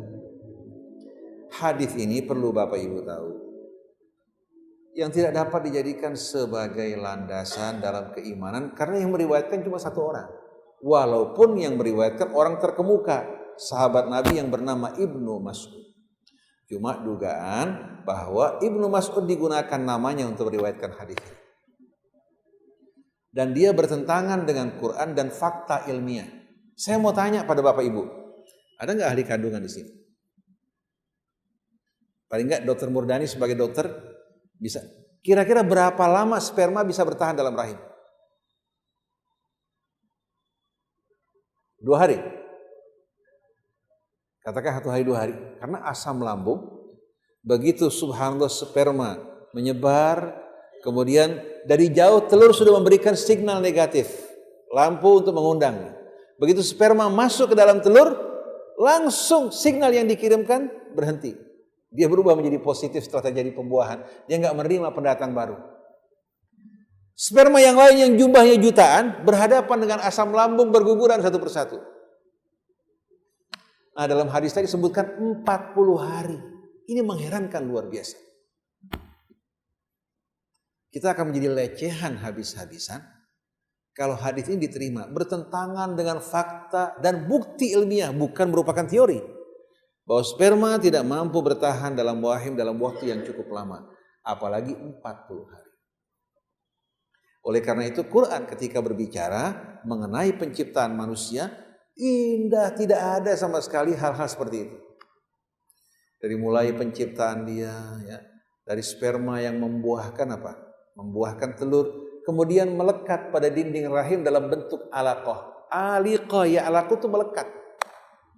Dia melekat pada dinding rahim begitu lemah dan rapuh. Kalau bukan perlindungan Allah mustahil.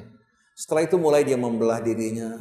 Mulai dia merajut di tengah-tengah kegelapan. Membentuk organ-organ tubuh manusia, syarafnya, demikian pula ototnya dan tulangnya. Allah bungkus dengan daging. Kemudian dengan kulit yang indah. Setelah itu thumma ansha'nahu khalqan akhara fatabarakallahu ahsanul khaliqin. Gak ada itu dalam hadis tadi. Nah, kira-kira pemahaman takdir dengan hadis tadi bertentangan dengan keadilan Allah apa tidak? Lalu orang bertanya, kalau memang semua dituliskan dalam kitab Allah Ta'ala, orang udah lurus, di ujung jalan dibelokin, masuk ke neraka.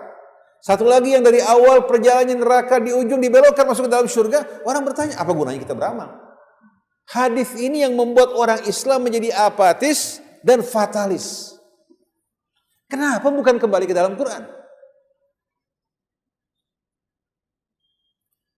Jadi sebetulnya Allah berikan kita tergantung usaha kita. Ibu kalau makan cabai rasanya asin apa pedas? Kalau rasanya asin, Allah disalahin. Kita makan cabai pedas, makan garam asin, gula manis. Ini hukum, ketentuan dari Allah Subhanahu wa taala. Berat jenis air laut, air tawar, dan subhanallah, bagaimana di tepi pantai kita jumpai air tawar, padahal di sebelahnya air laut. Bagaimana tidak menyatu satu dengan lain? Terikat dengan hukum. Marajal bahraini yaltaqiyan bainahuma barzakhun la yabghiyan. Di antara dua air ini terdapat barzah yang memisahkan. Barzah ini bukan dinding yang terlihat oleh mata, hukum-hukum berat jenis air dan lain yang memisahkan di antara dua jenis air. Kalau tidak, bagaimana kira-kira akibatnya kalau sampai air laut menyatu dengan apa? Air tawar. Kalau orang mengatakan kenapa di Cempaka Putih, di HI sekarang airnya mulai payau. Karena tertutup jalan-jalan oleh aspal, bangunan-bangunan, hingga resapan air berkurang, air laut masuk ke dalam. Dulu di Cempaka Putih tempat kita bermain mancing dulu, itu tidak ada namanya air asin. Airnya betul-betul tawar. Sekarang, kalau kita mandi di musim panas, asin betul-betul. Karena bangunan-bangunan yang tidak mempertimbangkan sama sekali apa? Kesehatan lingkungan, membuat air tidak meresap, akhirnya yang terjadi wal'iyadzubillah, air laut masuk. Padahal di Cempaka Putih itu, di Pulau Mas, sampai ke Iki Rawamangun, itu merupakan daerah rawa-rawa orang memancing semuanya. Coba kalau dibangun tanpa mengabaikan kesehatan lingkungan dan keseimbangannya, betapa indahnya. Jadi jangan penyimpangan manusia pelanggarannya dikaitkan dengan takdir Allah. Allah maha suci, maha bijaksana, tidak pernah sama sekali berbuat kezaliman pada hambanya. Seorang perempuan dapat suami baik-baik, dibilang apa? Pilihan siapa dulu dong. Laki-laki dapat istri baik, siapa yang milih dong? Punya anak baik-baik, siapa ayah? Tapi giliran punya istri nggak baik, emang dari sononya. Betul enggak? Atau perempuan mengatakan takdir Allah, saya sudah berusaha. Takdir Allah. Jadi bagaimana bisa terjadi keburukan dinisbatkan pada Allah kalau yang baik milik dia? Betul enggak? Ada satu perempuan ustaz di pengajian. Bagaimana kira-kira ustaz suami saya ini nggak mau sholat, nggak mau ini. Saya tanya, waktu kamu kawin sama dia begini bukan? Begini ustaz, salah kamu. Betul enggak? Mesti kalau kamu sebagai seorang wanita, Allah tunjukkan pilih pria muslim yang baik, yang taat, takut pada Allah. Nah kamu dekat-dekat api kalau kebakaran jangan disalahkan Allah. Ada yang bilang jodoh juga takdir dari Allah. Kalau arti takdir bahwa seorang perempuan kalau dapat suami baik-baik dia akan terjaga, laki-laki dapat istri yang baik akan terjaga, itu takdir. Tapi kalau laki-laki kawin sama seorang wanita lacur, dia mengatakan cinta akan mengubah segala-galanya, nonsen. Pada saat perkawinan pertama itu perempuan mungkin apa? Karena suka, tapi lama-kelamaan bisa-bisa kebiasaannya akan terulang kembali. Jadi takdir jangan sekali-kali kita rendahkan sedemikian rupa. Apa gunanya kita bertasbih memuji Allah, mensucikan Allah, kita nisbatkan hal yang buruk pada Allah Subhanahu wa taala. Nah, sebagai penutup, innallaha la yughayyiru ma biqaumin hatta yughayyiru ma bi anfusihim. Dalam suratul Anfal, walam yakum mughayyiran ni'matan an'amaha 'ala qaumin hatta yughayyiru ma bi anfusihim. Kata ghayyara yughayyiru dalam bahasa Arab artinya apa? Perubahan macam-macam. Ada perubahan dari baik menjadi buruk, ada perubahan dari buruk menjadi baik. Kalau dari buruk menjadi baik namanya islah. Kalau dari baik menjadi buruk namanya ghayyara yughayyiru. Orang Arab kalau bilang apa? Kalau bilang radio rusak, radio mughayyar. Atau anak fulan rusak, ya. Walad fulan taghayyar. Anak fulan berubah, bukan berubah dari buruk menjadi baik, berubah dari baik menjadi buruk. Perubahan dari baik menjadi buruk namanya taghayyara yataghayyaru. Merubahnya ghayyara yughayyir. Jadi sebetulnya maksud ayat ini, kalau Bapak kaitkan sama Ibu dengan suratul Anfal, kalau dalam suratul Hadid, innallaha la yughayyiru ma biqaumin hatta yughayyiru ma bi anfusihim. Kalau dalam suratul Anfal, walam yakum mughayyiran ni'matan an'amaha 'ala qaumin hatta yughayyiru ma bi anfusihim. Allah tidak akan merusak satu nikmat yang Allah berikan pada satu kaum hingga mereka yang merusak dengan tangan mereka sendiri. Contohnya, orang menebang hutan tanpa ditanami kembali. Orang membuang sampah di sungai. Kira-kira yang merusak sungai, yang menimbulkan longsor banjir, Allah apa tangan manusia? Yang buruk ini, yang baik ini tidak akan dirusak oleh Allah. Hingga mereka yang merusak dengan cara mereka sendiri. Oleh karena itu, untuk kembali menikmati kebaikan, kita melakukan perbaikan. Jadi, kalau kita ingin merubah sesuatu, kita harus berjuang, melakukan perbaikan, baru rahmat Allah akan turun. Nah, kalau dari baik menjadi buruk, Allah tidak pernah melakukan. Kita yang menjadi sebab membawa petaka. Terjadi banjir, terjadi longsor. Saya mau tanya pada Bapak Ibu, kalau seorang suami setia pada istrinya, tidak berganti-ganti pasangan, lahir spilis enggak? Lahir enggak? Lahir herpes enggak? Yang terjadi akibat hubungan liar. Terjadinya ini karena pelanggaran terhadap takdir Allah Subhanahu wa taala. Jadi Allah tidak merusak kesehatannya, Allah tidak membuat dia terkena spilis secara langsung, tapi disebabkan karena hubungan liar yang dilakukan karena efek penyakit tersebut. Jadi kata ghayyara yughayyir, oleh karena itu lihat ayat berikutnya. Wa idza aradallahu biqaumin su'an fala maraddalah. Kalau Allah menghendaki keburukan bagi satu kaum, enggak ada yang bisa menolak sama sekali. Jadi maksud dari ayat tadi, Allah ini adil. Allah ini pencinta hambanya, pengasih hambanya.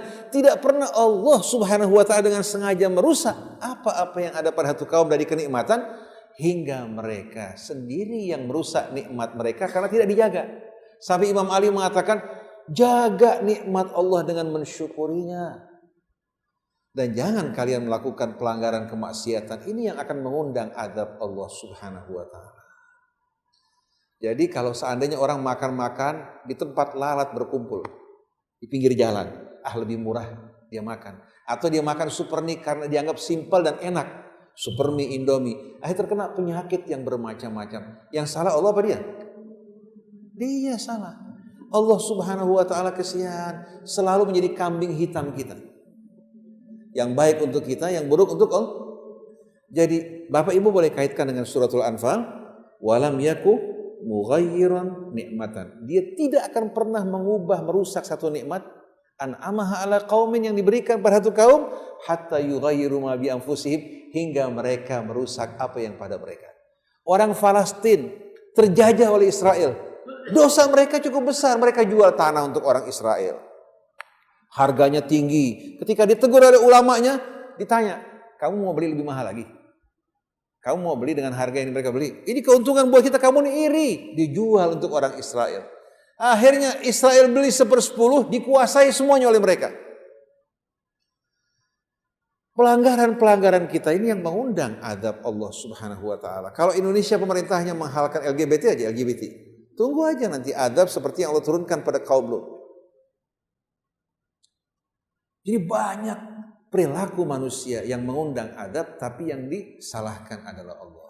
Jadi innallaha la yughayyiru ma biqaumin hatta yughayyiru ma bi anfusihim. Padahal hukum yang Allah berikan untuk kita, faman ya'mal mithqala dzarratin khairan yarah wa man ya'mal mithqala dzarratin, kebaikan yang dilakukan dia akan terima balasan yang lebih baik. Keburukan Allah hanya menghukum satu. Berarti sebetulnya kita ini sudah kebangetan luar biasa. Hitungan satuan kita mengalahkan hitungan puluhannya. Dosa yang dihitung satu bisa mengalahkan kebaikan yang hitungannya apa? Puluhan. Berarti manusia benar-benar sudah lupa pada Allah. Dan saya menyadari Bapak Ibu, tiap kali saya kena cobaan dan musibah, pasti ada hubungan dengan perbuatan saya. Saya sedih, saya sumpek, saya bergelisah, ada hubungan dengan perbuatan saya. Atau mengalami kesulitan dalam hal tertentu, suatu saya koreksi ternyata kembali kepada perbuatan saya yang menjadi sebab nikmat yang tadinya ada pada kita menghilang dari kita. Jadi banyak-banyaklah kita istighfar, mohon ampun pada Allah, memperbaiki diri kita, berusaha mata kita ini untuk lebih banyak bertafakur, merenungkan kesalahan kita, jangan lebih banyak melihat kesalahan orang lain. Mudah-mudahan Allah subhanahu wa ta'ala dapat betul-betul membimbing kita semua menuju jalan yang akan membahagiakan kita dalam rumah tangga kita maupun masyarakat kita. Sudah pukul 9.39 nih, agak terlalu panjang sedikit. Sengaja saya berikan contoh-contoh masalah ini biar nanti ibu atau bapak kalau ingin bertanya bisa melalui nomor telepon, kirim aja WA. Karena seringkali kalau orang mulai bertemu dengan hadis tidak mampu untuk memahaminya dengan benar, malah akhirnya membuat hatinya yang sudah penuh keseimbangan mengalami kerusakan. Oleh karena itu lebih aman baca Al-Quran dan baca hadis yang seiring dengan Quran. Jangan baca hadis tanpa bimbingan. Nanti akhirnya ngafirkan orang sana, ngafirkan orang sini, bid'ahkan orang sana, bid'ahkan orang sini.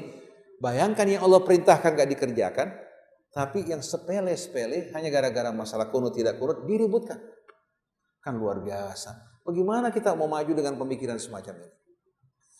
Subhanakallahumma wa bihamdik asyhadu an la ilaha illa anta astaghfiruka wa atubu ilaik. Kira-kira mau ada tanya jawab enggak sedikit? Ada? Ibu di belakang ya? 1, 2. Bapak mana? Silakan Bapak kita. Bapak dibebas sih, jangan merasa tertekan oleh apa yang saya sampaikan, seolah-olah apa? Takut disalahkan atau dipojokkan, tidak. Mungkin Bapak bisa berbagi ilmu buat saya yang bermanfaat buat saya. Silakan Ibu. Waalaikumsalam. Iya. Iya.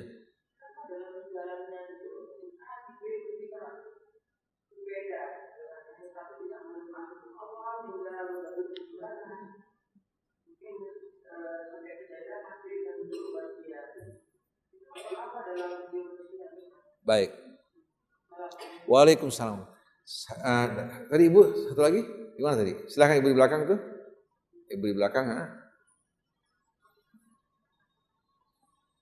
Assalamualaikum Ustaz. Waalaikumsalam. Mohon maaf saya terlambat tadi ada halangan. Silakan. Ya, benar sekali kejadian Ustaz.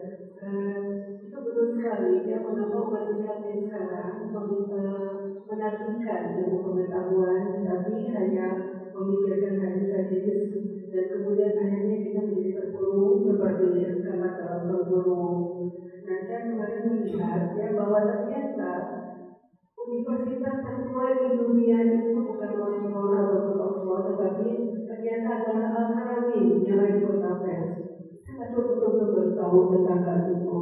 Sehingga sekarang saya sangat sedih gitu. Kemudian melihat lagi bahwa masjid ternyata berganti sekarang menjadi gereja ya, yang Alhamdulillah itu kita Alhamdulillah di Spanyol. Ya. Sekali saya melihatnya, kenapa agama Islam menjadi terpuruk umat Islam seperti itu? Apakah ada hal yang perlu diperbaiki dari tingkah laku umat Islam zaman sekarang supaya tidak disia-siakan atau tidak menjadi bangsa yang menjadi terhina mungkin ya sekarang menjadi itu. Baik. Oke. Ini yang pertama sama kedua sudah banyak berhubungan nih. Tadi Bapak kita mau nanya kan? Satu lagi silakan.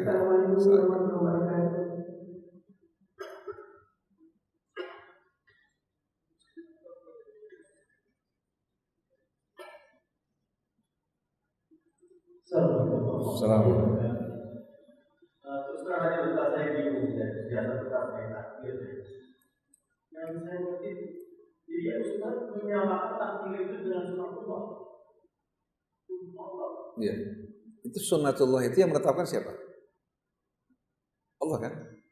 Berarti itu ketentuan-ketentuan dan kata takdir dalam bahasa Arab qaddara yuqaddir diambil dari kata qadar, qadru syai'i itu ukurannya. Tapi berubah dalam terjemahan menjadi apa? Ketetapan yang tidak berubah. Oleh karena itu takdir sebetulnya ya, yang sering dibahas masalah qada dan qadar itu ada dua macam. Satu namanya apa? Al-mubram, satu namanya apa? Ghairu mubram. Yang mubram itu yang ditetapkan Allah langsung tanpa pilihan kita. Suku kita, bangsa kita, orang tua kita. Gak mungkin Allah tanya, kenapa orang tua kamu fulan? Kenapa bukan milih si fulan aja? Kalau diberikan pilihan, semua orang pilih jadi anak Nabi. Betul enggak? Warna kulitnya, bentuk rupanya, itu namanya apa? Itu namanya qada yang mubram.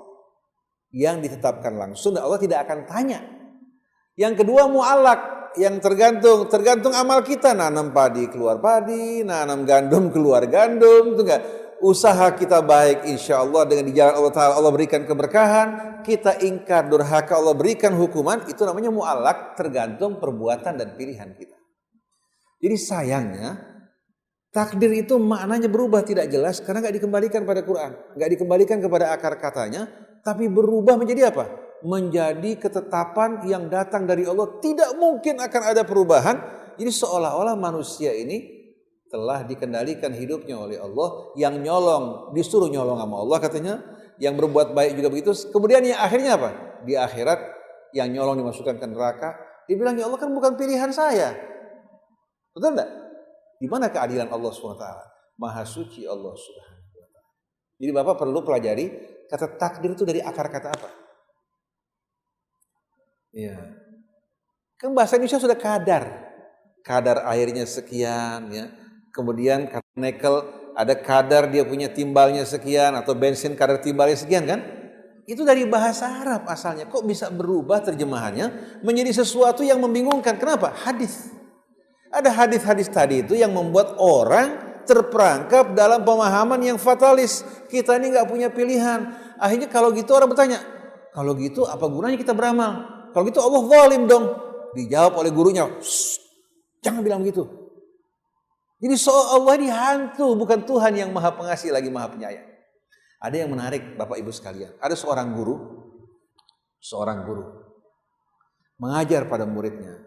Kita ini makhluk sebetulnya telah ditentukan oleh Allah segala sesuatunya. Yang ke surga, yang ke neraka, termasuk amal kita. Akhirnya apa? Si murid bertanya, termasuk orang yang membunuh, orang yang sebetulnya itu ditentukan semuanya. Lalu si murid bertanya, kalau gitu kenapa mereka diadili di hari kemudian nanti? Berarti Allah tidak adil dong. Kamu jangan banyak tanya. Si murid ambil tanah yang keras dilempar ke gurunya. Berdarah guru. Si guru marah luar biasa. Kenapa kamu lempar saya? Si murid bilang takdir Allah kan. Kalau gitu kenapa ada mahkamah pada zaman Rasul yang mengadili manusia? Kalau memang manusia nggak punya pilihan. Jadi sebetulnya kita telah betul-betul dijerumuskan dalam perangkap syaitan. Kita punya anggapan yang negatif mengenai Allah Subhanahu wa taala, padahal dia tidak pernah berbuat kezaliman pada kita. Lalu ada orang bertanya, bagaimana orang yang lahir Ustadz anaknya sebagai seorang yang sumbing dan buta matanya? Konsekuensi logis ibu yang pertama tadi, dari pilihan kebebasan yang Allah berikan pada manusia, dari kebebasan dan pilihan mereka akan lahir berbagai macam hasil yang ada yang negatif, ada yang positif. Contohnya, Allah menciptakan manusia sebetulnya dalam kondisi sempurna. Kalau tidak ada intervensi manusia yang kotor. Si bapak merokok, ibu merokok pada saat hamil, atau si ibu katakan makan obat antihistamin.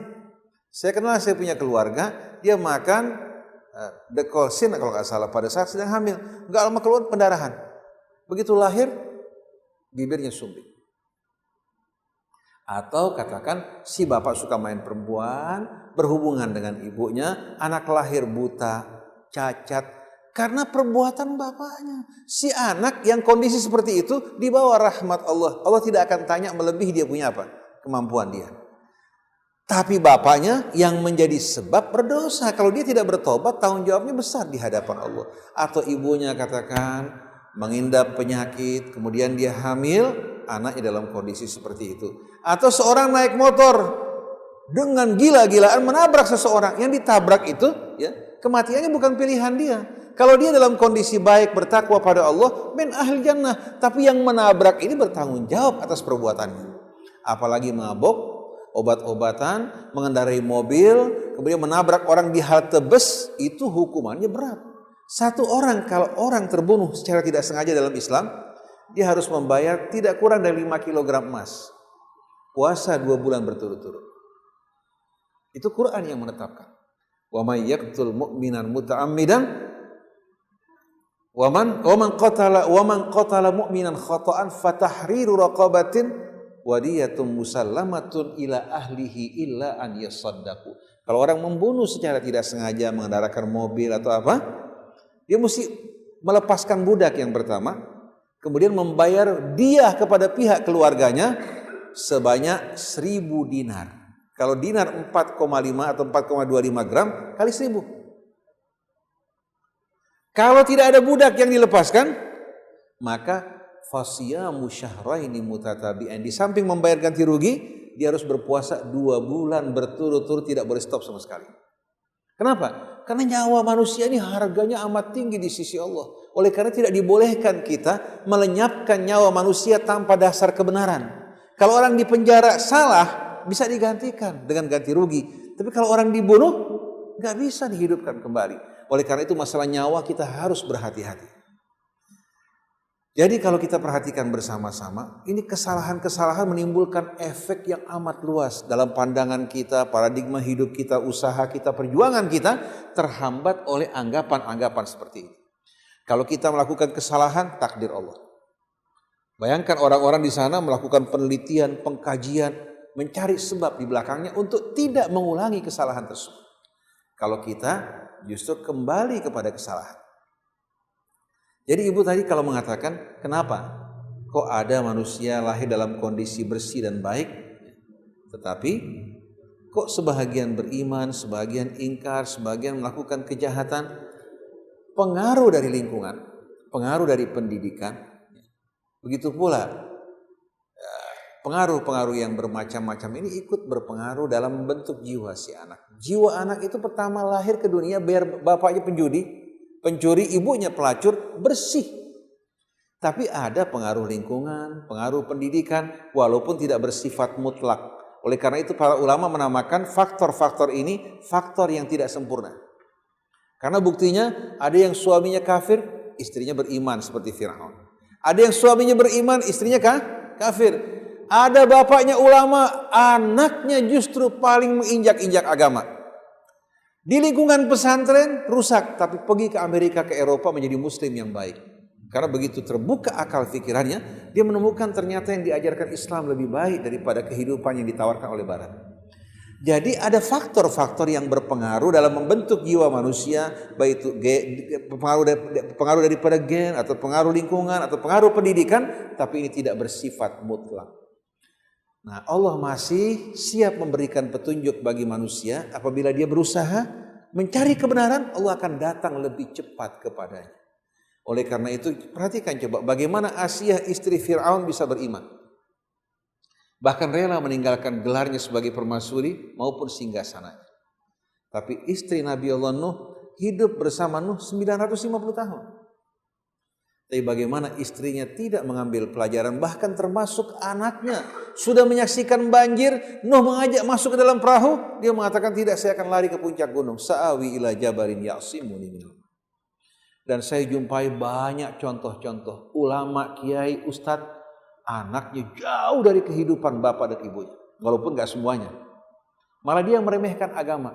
Belajar di syariah di Al-Azhar, belajar juga di IAIN ilmu agama, yang menjadi perhatian dan daya tariknya bukan agama. Justru dia malah meremehkan agama, tidak menghargainya.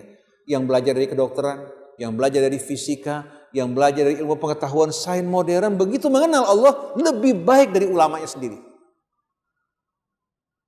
Jadi faktor-faktor yang tidak sempurna tadi, pendidikan, lingkungan, begitu juga apa? Begitu juga faktor gen, ini tidak bersifat mutlak, di mana manusia bisa lepas dari jera tersebut dan tetap kehendak manusia itu berpengaruh terhadap dirinya. Dan ilmu, selagi manusia dalam kebodohan tanpa pengetahuan, apa yang dilakukan dalam kebodohan dimaafkan oleh Allah.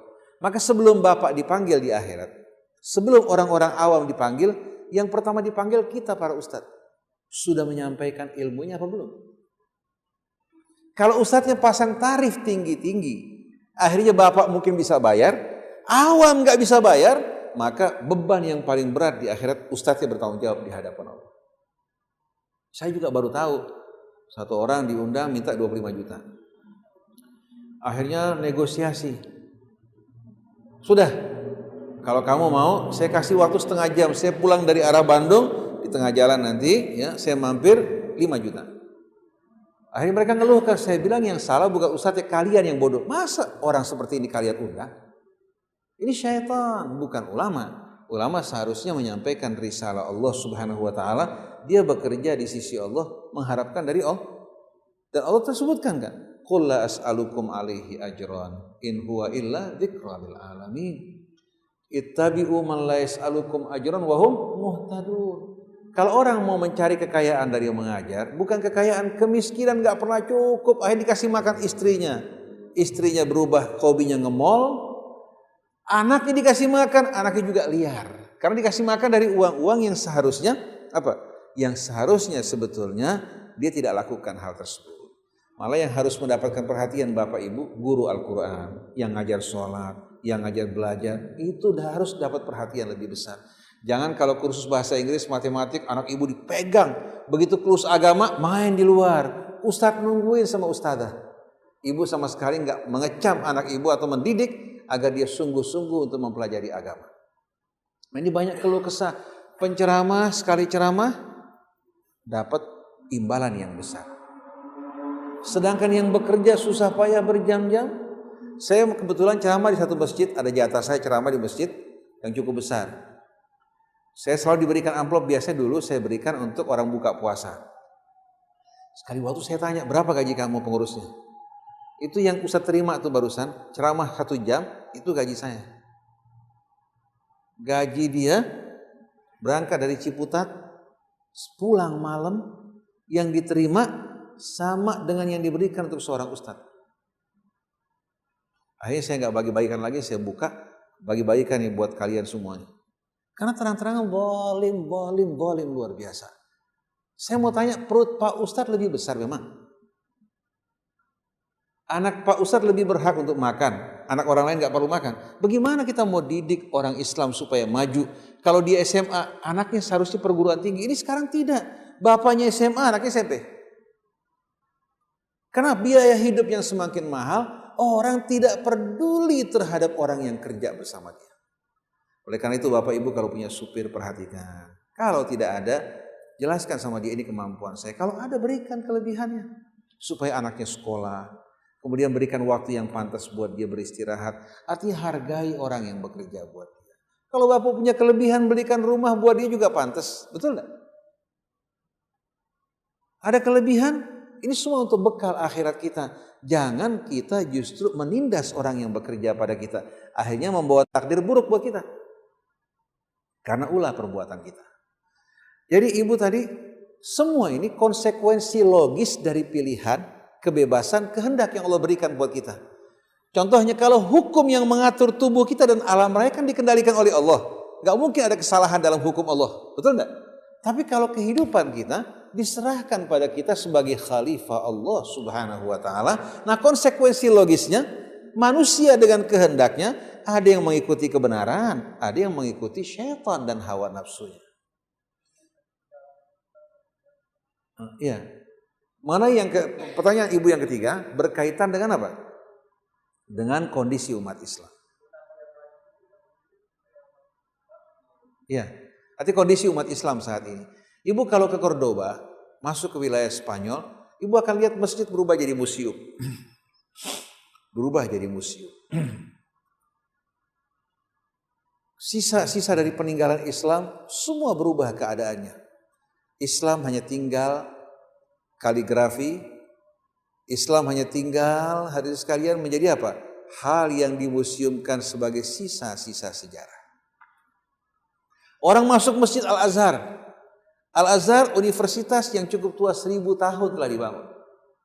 Masuk ke masjid yang begitu besar, kita akan jumpai turis-turis datang berkunjung dari luar, bahkan orang-orang asing. Menjadikan itu masjid hanya sebagai apa? Objek wisata. Pemerintah Mesir menginginkan masukan, jadi mengizinkan mereka juga untuk masuk. Bayangkan. Kenapa? Karena umat Islam seperti yang Nabi katakan, sayati 'alan nasi zamanun la yabqa minal islami illa, semua akan datang satu masa tidak tertinggal dari Islam kecuali hanya namanya. Wa minal qur'ani illa rasmuh, Quran hanya tinggal kaligrafi, bukan lagi menjadi pedoman hidup. Masajiduhum amira, masjid mereka ramai, wa huya kharabun minal huda, padahal dia kosong dari petunjuk Allah. Wa ulama'uhum syarru man tahta adimis sama, ulama-ulamanya yang terburuk atau makhluk terburuk yang berada di bawah atap langit. Minhum takhrujul fitnah wa ilaihim ta'ud, fitnah muncul dari mereka yang memecah belah umat, menghasut umat, membodoh-bodohi umat, dan fitnah juga kembali kepada mereka. Ini bukan berarti seluruh ulama ya. Tapi kalau ulama pasang tarif, minta dikirimkan tiket buat ke luar negeri bersama keluarganya, anaknya, ini sekalian dakwah, sekalian wisata. Padahal mereka ini pekerja di Australia yang nabung susah payah, tapi mereka masang tarif setinggi-tingginya. Ini jelas-jelasan Dajjal ini. Dajjal yang luar biasa. Tapi kalau ulama datang dengan membawa kehormatan, menyampaikan risalah Allah, bukan pesan pribadi, kemudian dia tidak berharap kecuali dari Allah subhanahu wa ta'ala, ini insya Allah yang akan meninggalkan pesan dan kesan bagi orang yang terbuka hatinya untuk menerima kebenaran. Jadi sebetulnya kemunduran umat Islam saat ini karena mereka jalan mundur. Majunya barat karena mereka jalan maju. Artinya bagaimana mereka akan maju, akan berkembang dengan pesat kalau mereka meninggalkan ilmu pengetahuan. Apalagi banyak pendidikan agama yang mengajarkan adanya dikotomi antara ilmu pengetahuan dan agama. Bahkan kita masih dengar tidak boleh kita gunakan akal memahami agama. Habis pakai apaan? Kan menjadikan kita sebagai himar. Akal itu tidak dikedepankan. Akal itu bagaikan dua bola mata, tanpa cahaya tidak akan melihat. Akal juga tanpa penerangan bimbingan dari Allah, niscaya pemahaman yang didapatkan amat dangkal dan sedikit. Akal ini yang menyempurnakan manusia. Kalau tidak, apa bedanya dengan keledai? Kemudian mereka mengatakan ini ilmu dunia, ilmu akhirat. Siapa yang bilang? Kalau bapak ibu mengajarkan fisika, kimia, biologi untuk mendidik orang menjadi maju, menjadi muslim yang kuat, yang bisa bermanfaat untuk umat, itu ilmu agama semuanya, ilmu akhirat. Tapi walaupun diajarkan Quran, diajarkan tafsir, diajarkan hadis, lalu dijual belikan dengan harga yang murah, itu ilmu dunia bukan ilmu akhirat. Jadi apa yang kita pelajari, kita kerjakan, kembali manfaatnya untuk umat, untuk agama kita, itu semua merupakan amal-amal akhirat yang dicintai Allah Subhanahu wa taala. Jadi dikotomi antara ilmu pengetahuan dan agama, sama aja kita menganggap syariat bukan dari Allah, sedangkan alam raya dari Allah, atau alam raya dari Allah, syariat ini bukan dari Allah. Kalau dua-duanya dari Allah, mana mungkin terjadi benturan? Coba lihat firman Allah, Ar-Rahman, Allamal Quran, Khalaqal Insan, Allamahul Bayan. Ar-Rahman ini yang mengajarkan Quran, yang menciptakan manusia, yang memberikan juga anugerah nikmat al-bayan, kemampuan untuk menyerap pengetahuan, mentransfer, menganalisis, ya, menerangkan, menjelaskan, itu merupakan anugerah Allah. Kecerdasan manusia, manusianya, Qur'annya dari Allah, mungkin gak bertentangan? Tidak mungkin sama sekali. Jadi sebetulnya ilmu pengetahuan yang benar, pemahaman Al-Quran yang benar, saling menopang satu dengan lainnya. Dua-duanya takdir Allah, satu takdir takwini, satu takdir tasyri'i, dan dua-duanya datang dari Allah, dan objeknya manusia juga dari Allah. Tidak mungkin ada pertentangan. Mungkin tidak sekalian? Manusia, ya, agama yang datang dari Allah, ilmu pengetahuan yang Allah ajarkan, pertentangan. Mustahil. Kecuali kalau kita anggap Tuhannya tiga. Yang ciptakan manusia, yang menurunkan Quran, yang memberikan kecerdasan berbeda-beda. Akhirnya muncul sekarang dakwah baru Trinitas, Trimurti, sama Tuhan yang Maha Esa gak bertentangan. Dengar gak terakhir? Saya heran. Ini sebetulnya teman saya dekat baik sebetulnya. Quran begitu jelas. Dia mengatakan 1 dengan 3 kepribadian. Kalau dalam Islam 1 dengan 99 kepribadian. Itu Asmaul Husna. Beda antara Asmaul Husna dengan Trinitas jauh langit bumi. Mungkin saya nggak sempat bicara mengenai yang berhubungan dengan nanti insya Allah di radio kalau seandainya Bapak Ibu ingin mendengarkan hal-hal yang selama dari mulai Senin atau Selasa, Rabu, Kamis setiap minggu kita akan bicara mengenai Trinitas, Trimurti, tapi bukan dengan bahasa yang mencemohkan agama yang lain. Kita sama sekali tidak mencela, mencemohkan, kita tidak menghalangi mereka untuk menjalankan agama, bahkan tidak mendiskreditkan. Tapi kita tidak akan menerima kalau seandainya kita diharuskan melebur keyakinan kita dalam keyakinan mereka. Toleransi bukan artinya melebur, tapi masing-masing menjalankan keyakinannya. Mencari kebenaran dengan dialog dan kata-kata yang santun. Itu yang kita inginkan. Saya kira jelas ibu kalian. Jadi konsekuensi logis dari pilihan kita menanam padi, keluar padi, menanam apa? Duri, keluar duri. Jadi yang terjadi ini kesalahan kita. Padahal Allah mengajar dalam Al-Quran untuk kita berpikir, maju, berkembang. Dan mengikuti sebab-sebab yang Allah Subhanahu wa taala ajarkan buat kita. Mudah-mudahan tidak ada kesalahpahaman, karena bisa menimbulkan salah paham. Ada yang kurang jelas, baik melalui WA dari Pak Iskandar atau mau datang ke rumah juga silahkan. Tidak dipetik biaya. Konsultasinya free, asal waktunya memang bertepatan dengan apa? Dengan waktu kosong kita. Silahkan hubungi kita, janji sebelumnya. Mudah-mudahan atau dalam kesempatan lain insya Allah kita memenuhi undangan. Bapak Ibu kalau kosong waktunya insya Allah kita akan datang, tidak perlu jemputan, tidak perlu biaya apa-apa sama sekali. Yang penting doakan supaya saya terbebas dari pertanyaan Allah di hari kemudian. Demikianlah subhanakallahumma wa bihamdik asyhadu an la ilaha illa anta astaghfiruka wa atubu ilaik. Alhamdulillahi rabbil alamin. Allahumma shalli ala Muhammadin wa ali Muhammad. Allahumma anfa'na bima 'allamtana wa 'allimna ma yanfa'una warzuqna ilman nafi'a. Allahumma inna na'udzubika min ilmin la yanfa' wa min qalbin la yakhsha' wa min nafsin la tashba' wa min du'ain la yusma'. Allahumma inna na'udzubika minal hammi wal hazan wa na'udzubika minal ajzi wal kasal wa na'udzubika minal jubni wal bukhli wa na'udzubika min ghalabatid dain wa qahrir rijal.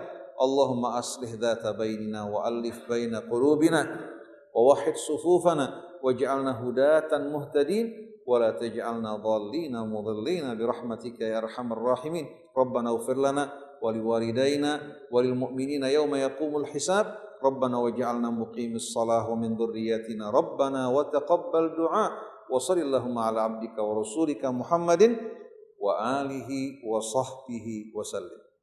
Demikianlah Bapak Ibu sekalian, terima kasih banyak. Kalau ada masih yang belum jelas, kita janjikan waktu lagi bicara masalah ini. Boleh kumpulkan semua persoalannya, kita diskusikan sama-sama. Wassalamualaikum warahmatullahi wabarakatuh.